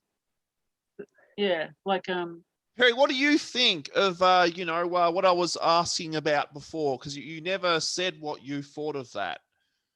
What of porn? About porn? Yeah, exactly. Well, it's a result of our it's a result of a sick culture. Well, I mean, porn's just porn. Like, whoever chooses to get into it. I mean, I've known quite a few people because I know a lot of drug addicts, and they're not choosing it. They're damaged people, and they're women that pretty girls that are vulnerable will just get snatched up by predators, and the lefties are going in the opposite direction to protecting women because they're just saying it's the patriarchy instead of that it's girls that can't look after themselves and are left, and the leftists now, they're from the elite class. They have money because they're the only ones that can go to university. That's why I think you should educate everyone, especially poor people, because they probably are. Well, they're the ones that are obviously financially disadvantaged. Well, and they're living a life where they probably try harder, and also if you educate everyone, then all the ones that are naturally intelligent will will come out. Yeah, fulfill their potential. Yeah. So Perry, what do you think about porn? Well, it's on a lot of levels. I've seen it creep in. It'll always be there because men have got that strong reproductive instinct, and women love to flaunt their bodies. Yeah. But there's also people that I've known hookers, and they have had sex abuse problems. Yep. And sex means nothing to them. So the idea of banging 10 blokes in a day doesn't mean anything to them. Or they might like sex. It's quite a broad church, if you call it a church. Yeah, because I mean, I think it, like I said, I think it's it could be the beginning of something, new, creative, that they may, because of the fact that they can't, just be what's it called, blatant anymore, if you get what I'm saying, that it can't just be,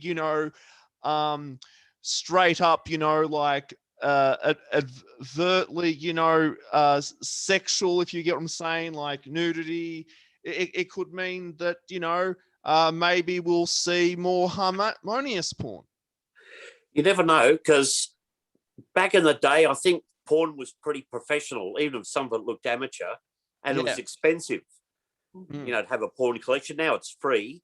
Yeah. And I think Dave Chappelle was talking about it, where the pussy stock market has dropped because women started to give their pussies away too easily. Yeah. And have so you now, got yeah. your ethos. You talk about OnlyFans now. I mean, Yeah. you don't Pretty even much, have to yeah. do that. You got all these simps that pay for it on OnlyFans, and I think Mm. haven't OnlyFans stopped having soft porn Yeah. or porn on there? It probably just someone else. Surely another company will just start up, because it was interesting. Yeah, they were saying they don't get abused. They're not getting physically abused anyway. They're able to make money, and there's no chance of getting, you know, raped, because that's the difference really between men and women, is that women are weaker, and well, we can be you could say that we could be manipulated, but it seems like men get manipulated emotionally. Yeah, we get our wallets raped. But men, you know, I've We been get a manipulated. raping of the wallet. Mm. But as long as you get simps that because men crave attention off women. Yeah. You get all those simps that'll pay, and hopefully that woman will recognise them. So they'll be paying a whole heap of money onto OnlyFans, which I got to look up. I've been seeing OnlyFans as, I don't know who owns it, but they're stopping it. I don't know why. That would have been a real money spinner. I mean, They don't want to be known. You just can't be like They don't wanna be overtly known for sexual, that. if you get what I'm saying. Like, you can't just be naked. Because that's what I understood of it. Seems like the company just doesn't want to be known for that. So I reckon that you know, it's like, oh, big shock horror, but it'll, You know, it ties just into that move to whole, you know, another- being family friendly thing. So if it's going to be more Yeah. family friendly, well, the girls No. will tell their Hey, clients, hey, the you girls will tripper. say, oh, I've got a new platform, see me there, and then they'll, you know. Well, they're Yeah. sexualizing children. Did you see that song from the God. San Francisco Gay Men's Choir? We're oh coming yeah, for yeah, your I did children. see that. Yeah, I did. Fucking God. and there was a big backlash, and they're saying, "Oh, it's only a joke. Just fuck all this hate and intolerance." And you Yeah, think, so we need the conservative "You sick side bastard." to backlash. Like, I know that we need the conservative side, but then I look at the conservatives and I go, oh, I don't fit there. And then some people are getting too conservative. So now, like, Christianity's creeping back in that old way instead of but I don't know. I don't know if it is, well, in a conservative way where but you know, whatever you choose to do, I've already gone through it, and I kind of enjoyed being protected by a man, but then I realized, no, I actually, you know, well, you know, we were living out our fantasy of like being normal people, but I really just found someone as damaged as me, and we can't be in that kind of conservative thing because neither of us know what to do. But you know, Yes, I think there's something you could have done as an observation was not to take your inventory or anything, but the real lack of spiritual growth. That there was a program that, okay, you got God, you found God, but there was also that the program for treating the addiction that wasn't wasn't developed. It's the basic thing. It's a growth and maintenance of a spiritual experience. I've had to learn that the hard way after a few horrible relapses. That okay, there's God and there's all that stuff, and it's all pretty alien to me. Reading from the Bible the other day with the Sevies. I don't understand the Elijah in the freaking cave and all that stuff. But what I do understand is that I got a life-threatening illness, and with the Carl Jung angle, the only thing that can help me is a spiritual awakening. And which is basically just like I'm not the center of the universe. I've got to find God, clean house, and help others, and try not harm others. I mean, all the lefties are that funny that they'll just get triggered by anything, you know, because it's like, oh, this is not on Q&A, oh, this is not on the drum, or this is not on this ABC, you know. So somebody like me is just probably they're the two worst programs on Australian TV, I swear. Yeah, I make sure I watch it because and I do listen to Triple J because I think this is popular culture. I I'm really interested in hearing how it's going to shift, because coming out of this, there's going to be more people mentally ill, you know, poor, sick. The lefties claim to be the ones that care about it. Yeah, so, you know, like they're the gonna have moral to guardians or something. Yeah, but like, they're just going to go back and live in the city. They are just living their own fucking life. Like I'm just Well, ready to just block them all off Facebook and just not include them at all. But I think they own Facebook. Like without Facebook, you know. yep. They fight amongst each other all the freaking time. They're fighting, you know, like the feminists. Oh with the yeah, trans eating mob. themselves. Yeah. Yeah, they cancel each other. Oh, you should Who see can the be more social. virtuous? The Greens, God, and the vegans, God, they say, oh, we've got racists among us. It's like, aren't you interested in, like, They it should seems look in really the mirror. interesting. A lot of vegans are really racist. And I was like, wow, that's so interesting. Why? They just get angry and get rid of them. It's like, don't you look at your ideology of veganism and ask what the reason why they're racist is, because they hate humans and they put animals up on a pedestal. Yeah. Because animals just, you know, love you. Oh yeah, like that. What's it called? My mate of mine said to me that these vegan, you know, animal activists, in inverted commas, saved these animals, you know, from slavery by killing them. Oh yeah. They They ended up that they saved. Oh, these were meat eaters that said that. Who was that? Oh, it was a mate of mine, and I also saw this. Yeah. What, they killed them and buried them or something, or? Oh, I don't remember exactly how, but so yeah, killed them so they wouldn't have to like work obviously on the farms anymore. It's just bizarre, isn't it? Because Yeah, I mean, I just say to them, and they wouldn't have had a life. Like these cows around me, they would never have existed. They get to have an existence, and I'm like, wouldn't veganism make you think about existence? But it's just like, no, animals are better than humans. They're fucking. What do they say that they think like us, which is just bullshit. I mean, the hilarious thing is just how helpful capitalism is to everyone, pretty much, including those that fight it. You know, like you know, apparently there was in Hobart, you know, these environmental activists. They ran out of petrol on their way back home from their activism. It was just so hilarious. Well, they're trying to be pure. Yeah, This is, I mean, I would like to. So funny how I feel like I'm much it getting helps. close to where, you know, I'd bring on someone like that into our group, and like they would expect a shit show. Everyone that I ask to join this group, they go, no, we'll just fight and that'll be the end. And I just want to get them here, and then we'll just ask them questions, and then, you know, they'll end up talking about philosophical existential stuff like we are, instead of, you know, trying to make us be vegan or trying to force us to get a vaccine, when I think 90% are going to get a vaccine anyway. It's just going to be a hard push to the end. Apparently between 60 and 70%, there's a bit of a lull, you know, and then they get them over. But the point I was trying to make is that communism doesn't, you know, afford you that same luxury, you know, the freedom to oppose it. Yeah, I know. I said to a guy, like, I want to be free. He was like, so selfish. 25% of people cancelled their, you know, appointments. And he was talking about communism before. And I just said, well, I want to be free to be selfish, but it's not what I wanted to say to him, you know. What does he think freedom is? And what the fuck does he want from us? I don't know. What does he want from people? He wants people to do what he says. And well, that doesn't sound like them at all.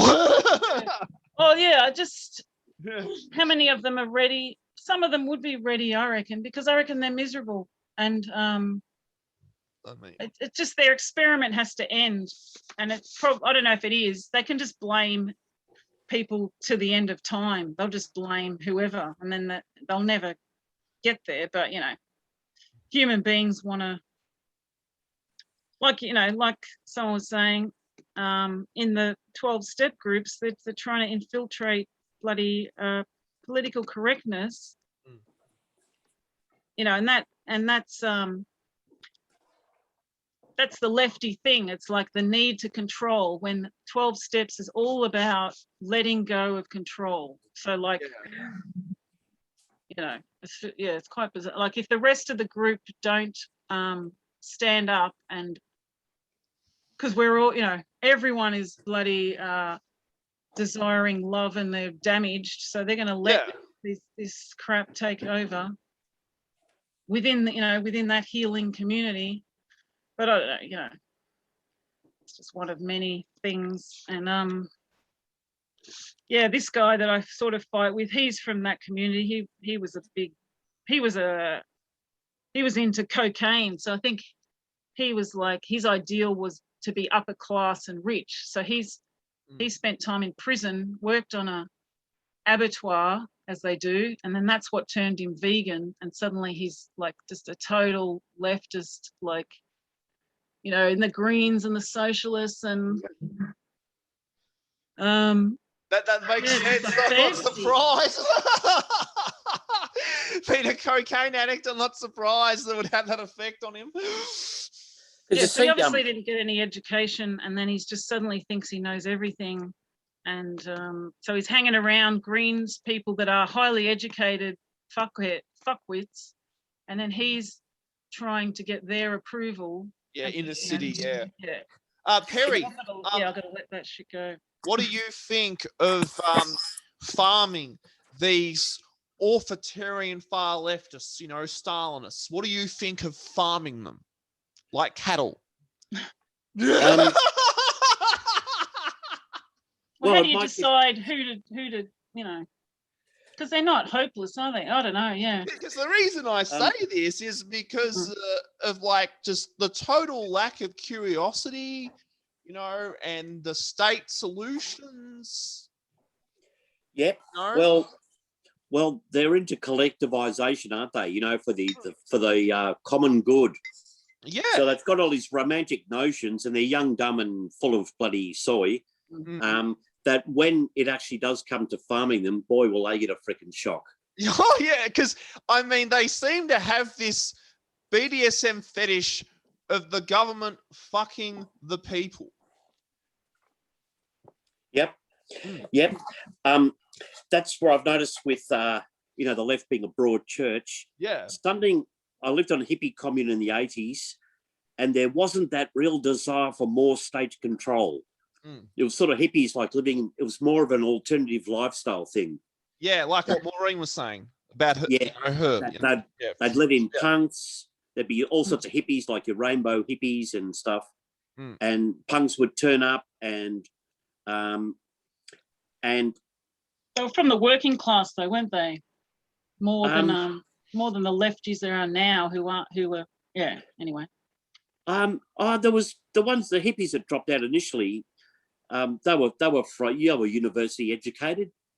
They'd come out. They'd got the sexual revolution thing in the 60s and had all those Aquarian festivals. Yeah, the left is always has. But that's what I was saying. They're all educated. They weren't all elitist families. A lot of educated people back then were from lower class.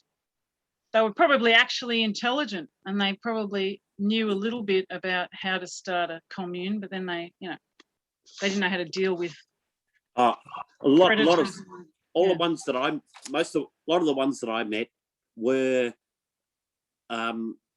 middle class intelligentsia. I think your blue collar leftists, they stayed in the cities. There's not many that went into the country because it was very classist, ironically. I thought blue collar was worker, the Howard battlers. Yeah, working class. Yep. And that like your union people, your hard drinking union people. Yeah. Not many of those dropped out. Some of them did turn up at the hippie commune, but they even looked down on me like I had because I went to school in Canberra, and they were looking down at me because they'd had single motherhood in their family for a few generations. Don't know if you know of that community that moved from Australia to South America in the 1880s. They tried to. There was a shearers' strike in Queensland in the 1800s, 1890s that set up the Labor Party, and then there was a journalist, a socialist journalist, and he tried to get a communist utopia going in Australia, but none of the states wanted it. So he set up one. It was either Paraguay or Uruguay. Yeah. And it was about 500 people went over there. And of course, it split into camps. They just started fighting over women and land and just anything that hippies fight over. As soon as I get out, it's just a bloodbath. And it fell to bits. And I met some of the descendants from it. And they're really fucking arrogant. They were just takers. Single mothers, and that's that Jessie I think I was telling you about. She's a descendant of one of them. I'd fall in love with her, and she's like 50, alcoholic in Lismore. Her and her sister both regret not having kids. Why isn't that satisfying enough? It's just bizarre, isn't it? Oh, they need a hierarchy, or they need purpose or something. Well, a religion is the environment. She keeps on going about the environment. And they were so hypocritical and hedonistic. Yeah, and lazy. Exclusive. Like they were at the hippie commune, of course, they branched off all the elite ones, all the Chardonnay socialist types. They set up another community down in Grafton. And they probably had the capital to kind of build nice places and have dope crops. Have their own. Dope crops. They didn't work. They looked down at me because I was pretty much working class. I wasn't a bogan. I was just middle class. We lived on the edge of the embassy thing. Like we didn't have a flash car. It was just very plain. And they looked down their nose at me. And this was at the commune. Yeah. But I was the one that worked. Like wanted to have a band, ambitious, like go touring. They're saying, "Oh, we don't want to flog a circuit." So ironically, now they've all got shit jobs because they stopped. They ran out of games to play on the commune. None of them got self-sufficient. They all got all the best places on the commune, had roads up. Any newcomers, they couldn't have roads. Like, oh, we got to protect the environment. And the blatant hypocrisy of it. And ironically, I'm not working. Like, I went to that stage of, having a band and touring and shit like that and recording, which they didn't want to do. They just were eating royal jelly and fucking fossicking for crystals and shit. Yeah. Now they've run out of games to play. Now they're all got shit jobs.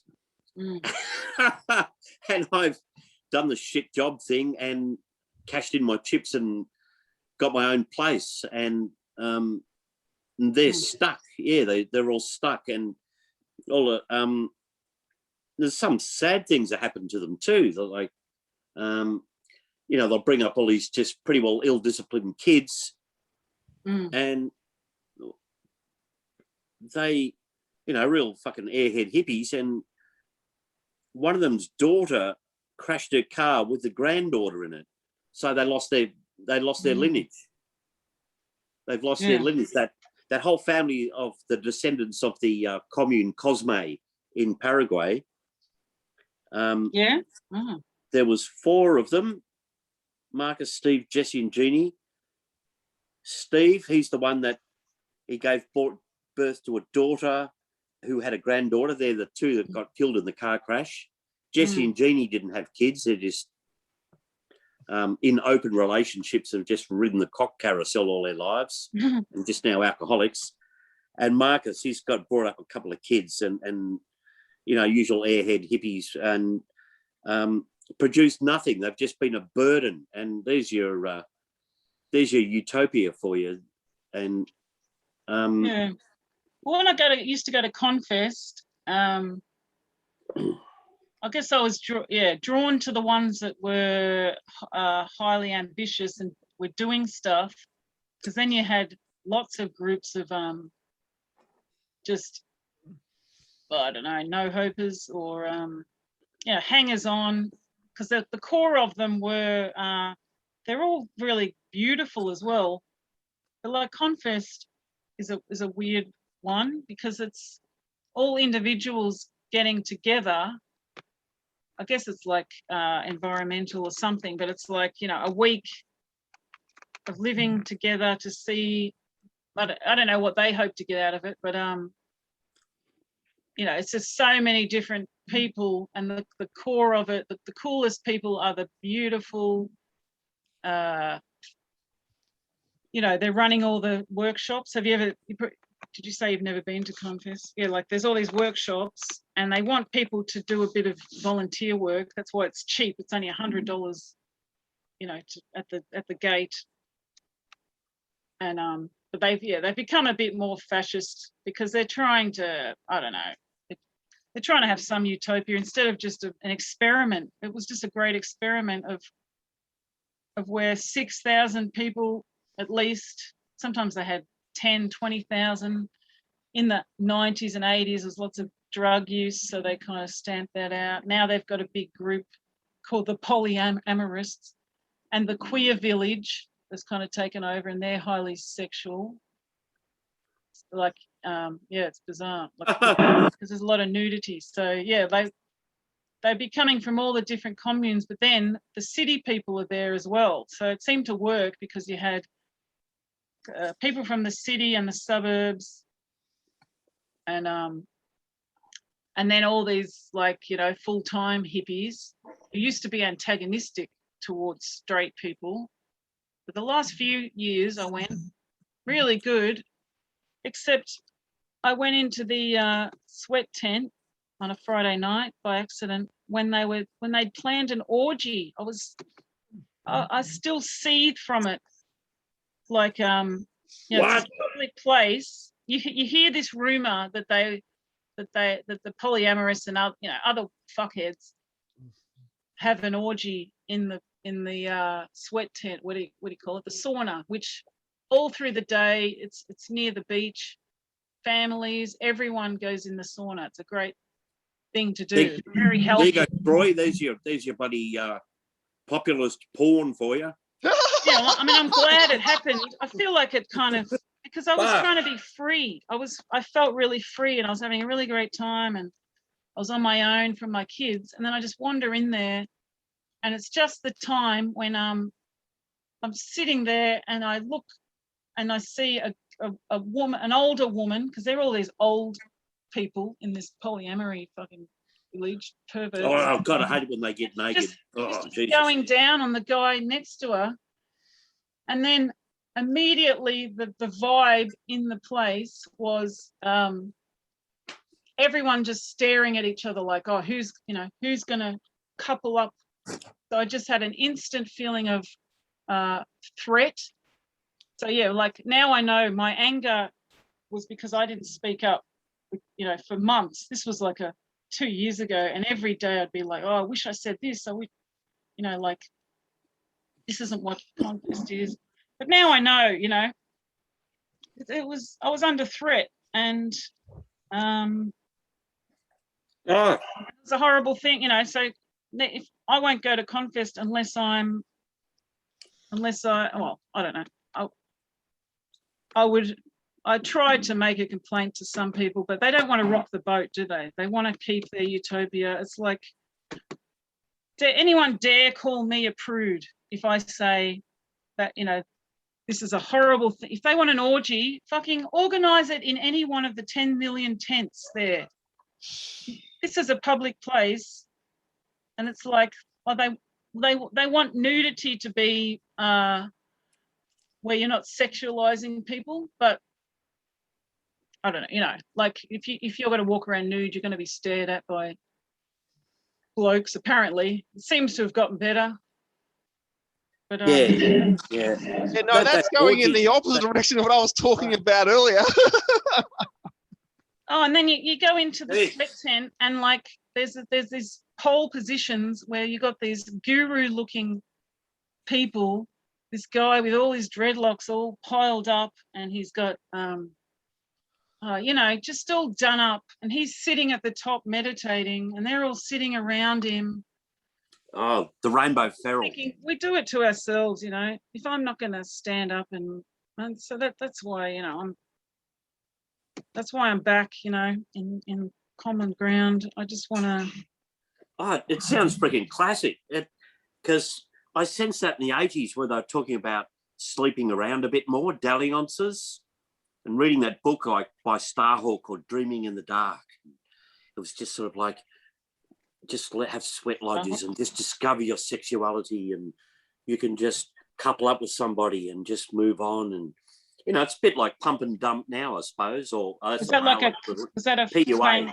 Was that a book to do with the like free love? Starhawk, White Witchery, I guess. Sweat lodges, sex, very sexy. It's just Western people, isn't it? I did a great sweat lodge. It was a Native American, and the guy was just, you know, gorgeous, but he wasn't there to come on to anyone. He was there purely to help us. You know, you go to a sweat lodge and you're challenging yourself, and, you know, you're purging out. You know, I love the Native American kind of. I've met some really good people at the commune. Yeah, Rocky, he was a Cherokee Italian, and he had a heart of gold. And there were other people there too that were workers, and they were self-supporting. And what happened to them? Did they? So, because the whole thing just folds, instead of the good people getting together and somehow getting rid of the opportunists and the predators, because maybe you're too nice or something. I'm surprised a lot of people got killed. Like this Canadian bloke, he was into Mahakiri, you know, with the healing you with the light, and it actually did work. Yeah, it did what you could really feel it. Like he was right into it, and I really felt like there was just some healing going on with light, because I'm you know, I sort of was skeptical. I mean, there was hippies there meditating to keep the kangaroos off the garden and shit like that. Like you're really naive, dippy hippie stuff. And I was trying to, you know, and but none of them got self-sufficient. You know, that's the yardstick about how willing they are to really just commune with the earth, you know, rather than go and to buy their food plastic packets in Woolies. You know, how much you committed. And there was people that were really having a red hot go of harsh conditions. Yeah. Some people with hearts of gold, but they move on. Yes, and the generations change. I mean, well, you've got an off-grid community now. I reckon, like whoever was being negative and stuff, and also, you know, I know, Misty was she wanted us to come with her, so she was like, you know, no more talking, action. To me, we're acting by being out here, and I know that I'll find the people. I can see them around, like in Foster, and I nearly booked in for some sort of music festival where they're going to talk about the environment and whatever. And I don't know. I'm going to go to all these things just to have the experience, not get angry. And because the acts, I looked at all the music acts and I was just like, so boring. And they were all Triple J Unearthed acts. It's just because they lived out here. Like, look, we've got the local star musicians. But I think all the genuine people, they're living on their own, which is a bit of a pity, really. Like, I don't know, maybe they're just helping wherever you end up. Like I'm here, I think.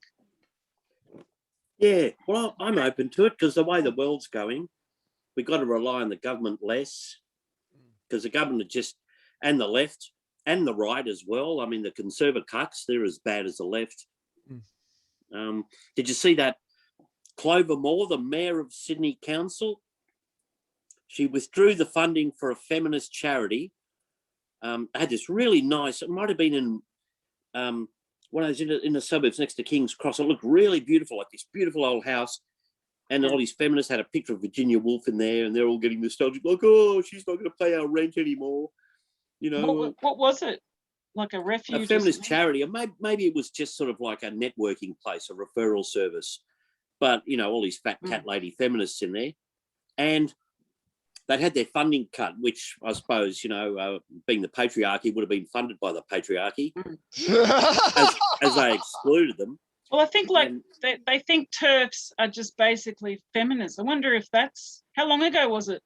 Well, really Terps, Just a couple of days Terps ago. at least understand biology. A couple of days ago, what it was, this feminist charity had got cancelled by the I wonder if they were Board. Turks. Yeah, because they were trans exclusive. Is that, Yeah. Is that the Yeah. reason? And Oh, that's really interesting. Yeah. guess who come and saved them? They said, from an unlikely source, the Women's Forum, a right-wing or a conservative think tank. The conservative cucks come and save TERFs. So my feeling is they want socialism as badly as the left, as a feminists. Well, I mean, they pretty much I basically see them as, like, they basically both want, you know, they both agree to, like, the same thing happening, but, you know, the right just want to, obviously, they want to make money in the meantime, which is why, you know, they make it happen slower than obviously the leftists, because they don't obviously care about making money. They just obviously want, you know, equity, you know, equal outcome.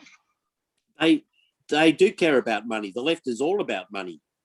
I think they were brought up Climate in money, change. and they don't. It's like invisible to them because it's just.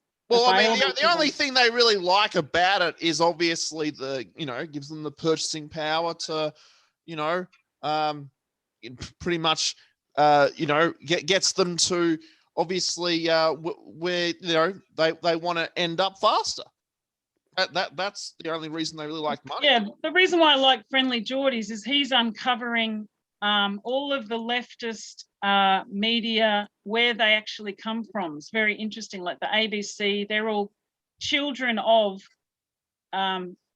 really, and they're not just rich. It's more about power than wealth. Like capital. This is what, you know, what I learned, which was cool. Like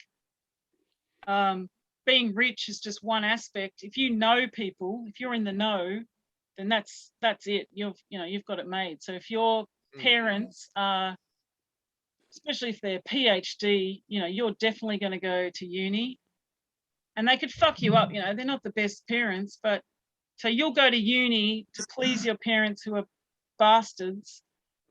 So that's your damage. But then you're in this elitist group. So then your cause is, you know, to bloody reconcile your parents' love by fucking putting everyone down and you know, becoming non-binary because it gets you more attention, or because you're slightly less feminine than, you know, your sister or something who's a bit of a bimbo, or, you know. So like, yeah, like, and they're just full of shit as well. Like they just, so like, yeah, I think Friendly Geordies, because he's a millennial, he's sort of talking about his own generation as well. Because like, I mean, I've seen him, you know, promote the ABC, and I mean, to me, I wish that Tony Abbott, you know, when he was forced to agree to, you know, do you promise to not make cuts to the ABC or SBS? I wish he was like, no, fuck that. You know, like I'm going to, you know, obviously, you know, we're going to cut the excess amount of money that you don't need. You know, you've got the drum. He was probably naive himself, wasn't he? You know? He didn't seem to know what was going on, like, you know, because he's from that religious class. Like, yeah, that's right. Being a Catholic. Yeah, I mean, yeah, my dad was Catholic. He was surprisingly, I don't know, knowledgeable about popular culture, but yeah, not really at the same time, I suppose. So yeah, like the ABC, yeah, they're getting bolder, you know. Yeah, let's just cut the ABC completely. But then someone else. Well, I don't think it should be completely cut. What do we have instead? So, you know, like Friendly Geordies. It's just weird how he's a Labor. But maybe that's because he's young. You know, you can't be perfect, can you? So does Friendly Geordies, like, is he just like more specific, like in terms of how he attacks or criticizes the ABC? Like he thinks that the channel is good, but, you know, obviously no, not at all. Is trash. Yeah, not well.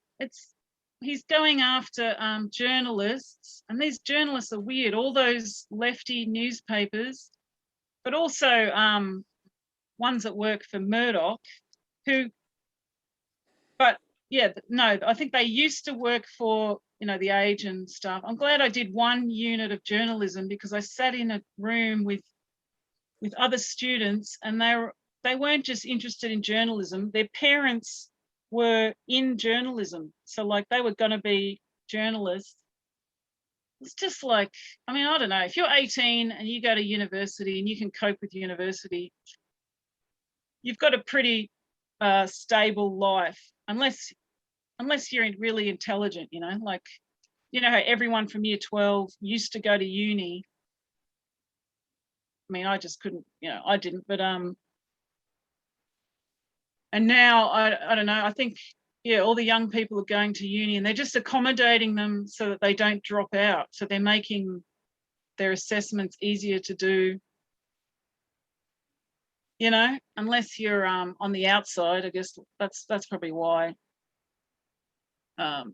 Yeah, if you're an outsider, you're not going to go to uni, and if you're an outsider, you probably think differently, and you know, you're needed. Like in the 80s and 90s, it was the punks and all that were in uni, but I didn't go, so I think they were all annoying. I've got a kind of romantic idea of that at my generation were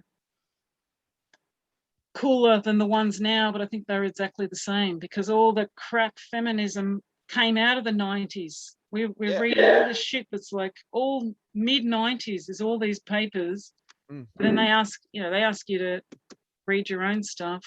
I just didn't know who was out there. Yeah, that's exactly right. That's when what's it called? You know, feminists were getting offended. You know, over words with, you know, boy or man in them.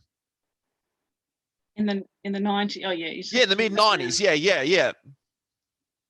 Yeah, well, I just watched weeks and weeks of Camille Paglia, and and it just sort of all made sense. I didn't agree with it a lot, but at least I heard from someone who was at uni in the 60s and 70s, and then you're was not a talking teacher. about Camilla Harris. I thought you were. That was why I laughed, because of how. Is she the vice her president? name being mispronounced. Yeah. What's her name? The vice president? I think it's actually Kamala. Yeah, I Kamala. think that's how it's pronounced. No, Camille Paglia. This is bizarre. She was a very big feminist in the 80s and 90s, and because I'm hearing it, like I watched Sex and the City the other day, and they mentioned her, and I wouldn't have known who they were talking about. But now that, you know, and she's one that talks a lot with Jordan Peterson. He's sort of uncovered her because she just got outed. She just got pushed out. They didn't like anything she had to say, so she was gone. So I'm in uni, you know, 10 years ago to now, and I have not heard, you know, the slightest amount from her. But she really just hammers all of the, I don't know, I guess you can't blame, you know, she probably should have, well, she can't help who she is. She was, everyone that we're reading, she would just say, oh yeah, boring, they're stupid. Even, what's the beauty myth? That was a huge book.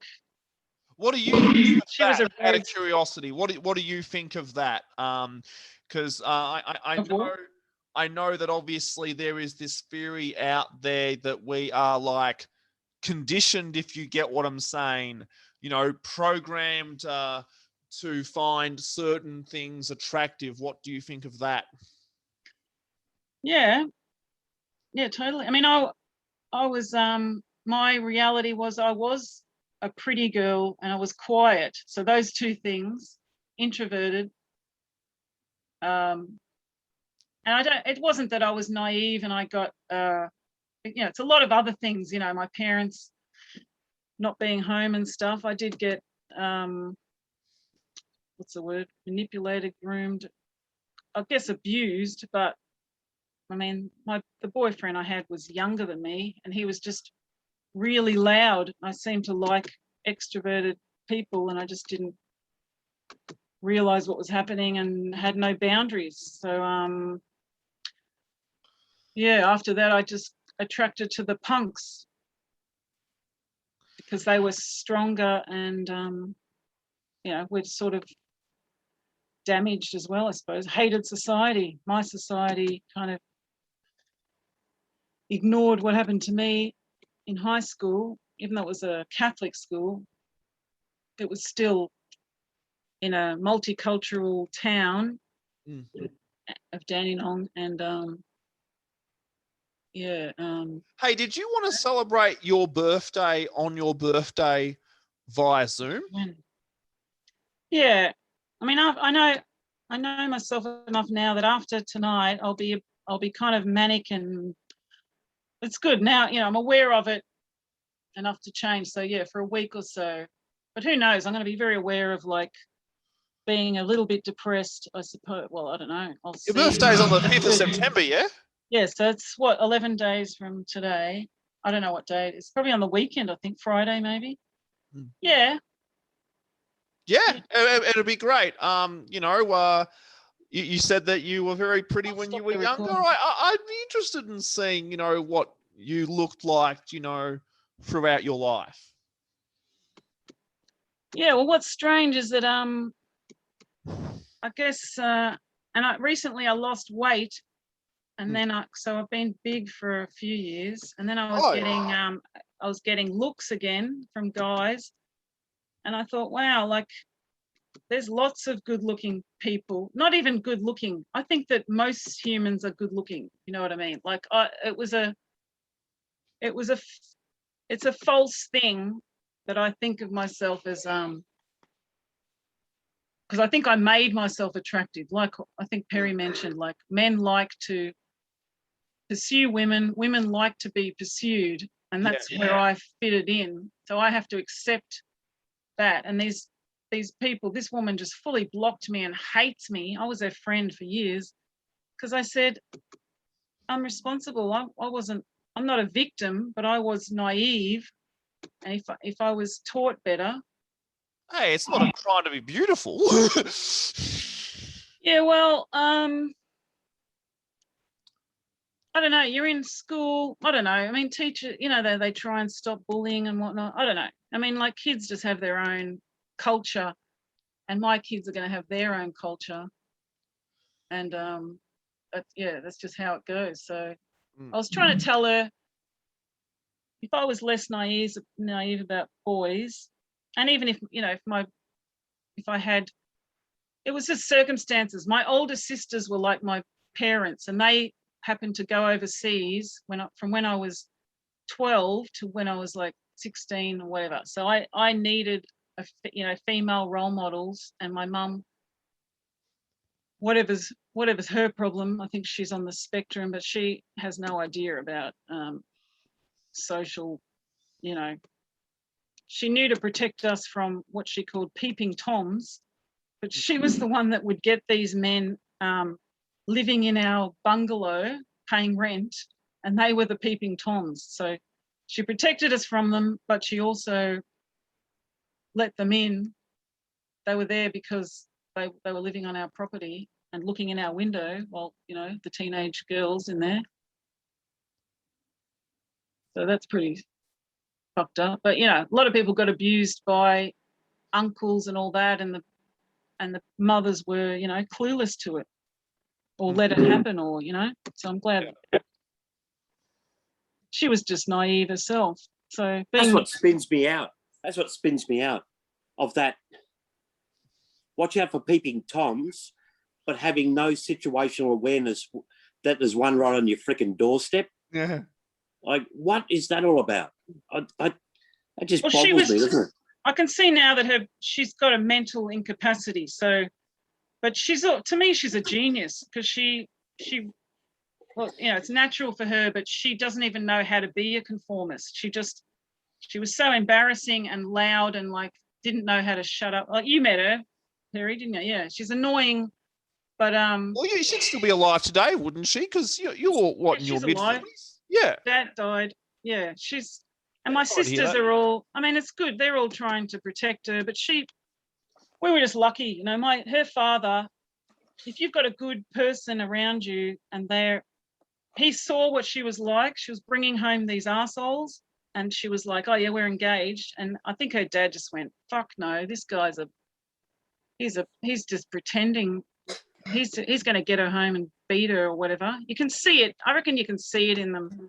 And people are just so naive. But my grandfather, he found my dad for her. He just knew to get a good guy, Catholic, had to be Catholic. And she wasn't particularly fond of him. He was good looking, I think. She just wanted anyone. She wanted to get out of the house. So we ended up with a really lovely dad because of our Maltese grandfather. He was highly educated.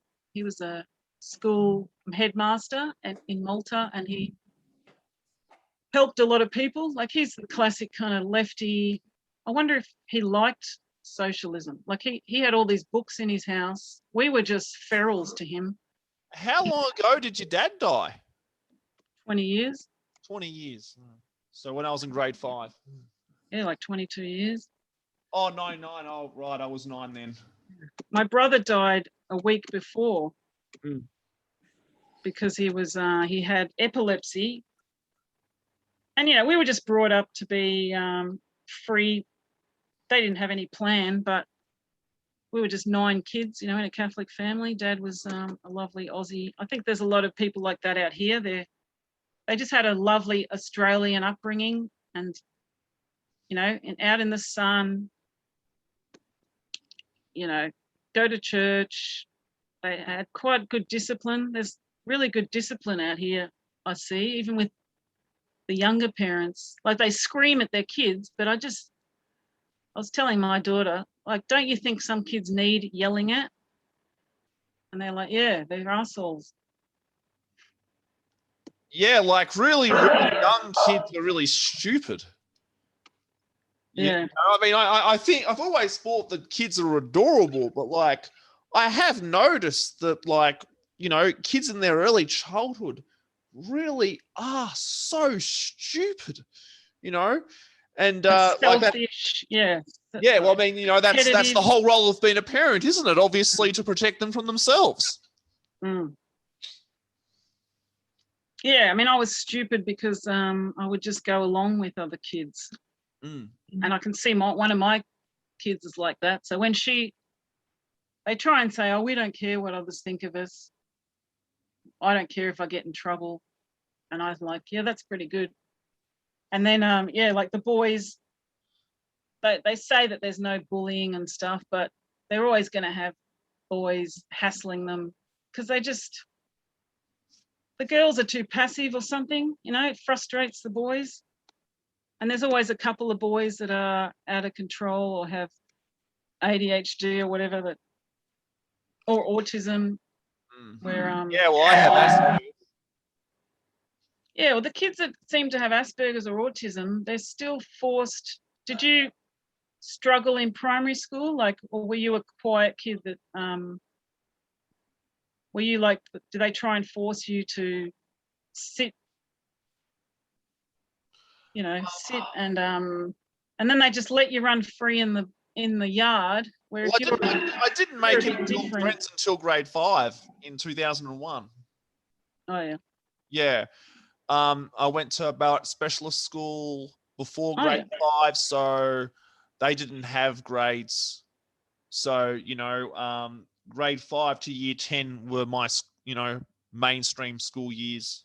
And do you reckon that was good, going to a special school? Was it a specialist school? Was it a school for? I didn't really like it, to be honest. There were a couple of people I hung out with. One ate paper, the other ate people, bit people. So to be honest, I kind of do resent the fact that Dad sent me there. Did he send you there? Because I have Asperger's, because I have a disability. Because you just didn't fit in. And did they see that? Because what I see is that other kids pick on you, but the schools say no, they have to be in a public school because they need an education like everyone else. But they don't protect them from kids who, kids, if they don't understand you, they just pick on you. Like, my daughter's quiet, like me. She reckons she's got autism. Or Asperger's, very mild. And it's good that she's that aware of it. Yeah. But, so now she's saying, how do I make friends with people? Because there's people I want to make friends with. I don't know how to talk to them. Yeah, it really sucks for me because, like, I don't mean or want to annoy people, but Mm. I always seem to. You know, like I don't Yeah. have many friends. You know, like It doesn't sound like you would have disrupted the class. So maybe you should have gone to a. yeah. I Because mean, they're the ones like the year ones. 7, I was a a head fucker. I was louder, if you get what I'm saying, than previously. I should have heeded that primary school principal's advice. Just shut up. Don't But they're say more much. aware of kids with different needs these days. Yeah. They kind of let you, instead of, I don't know, our schooling was just, if you do the wrong thing, you get punished. And now they're like, oh yeah, he could have ADHD, he could have Asperger's, he could have these learning difficulties. Yeah, the middle years, went to Mowbray. What year was The that? middle years were the best years. Year 8, year 9 were the best years. Were they there? Was that the early 2000s? Mid 2000s, 2004, 5. What? So yeah, I was 14, in high 15 school. then. Mm. Yeah. Yeah, okay. Yeah, I think when I was leaving school, 92, that's when things were starting to change. So, yeah, like Yeah, I was 2 then. they tried to get rid of exams because it was stressful. So they were actually starting to think about our mental health. And then they brought them back. Joan Kerner got rid of exams. Sorry. Then they brought back CATs, common assessment tasks, and I was terrified of it.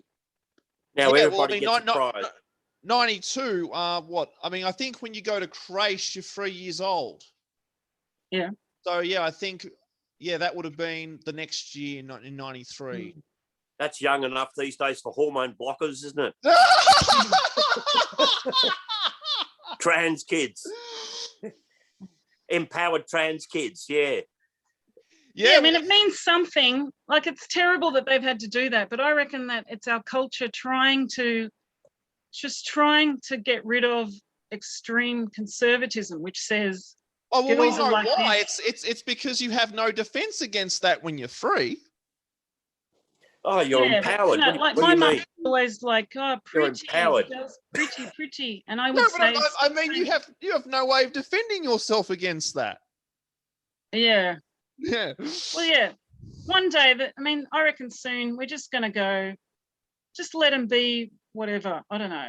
Like what is going on? Perverts.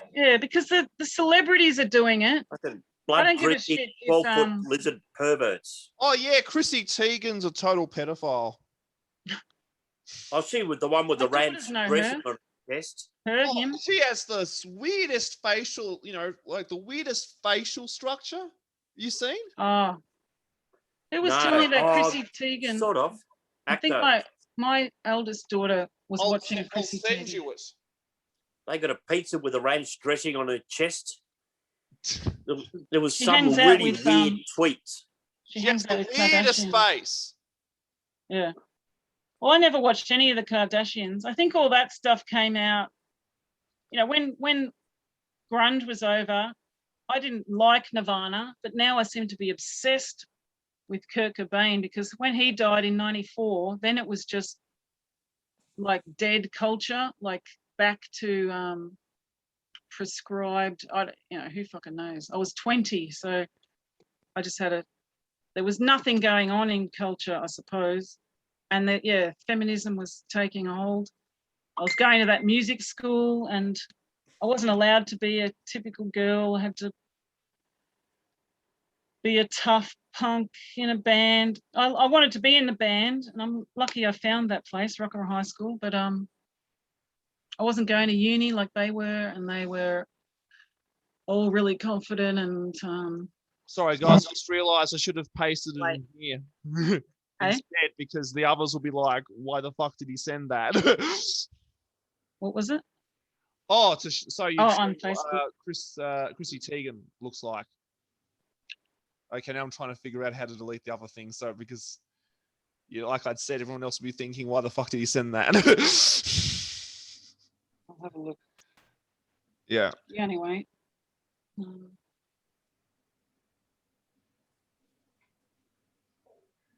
Yeah, no, it's been good.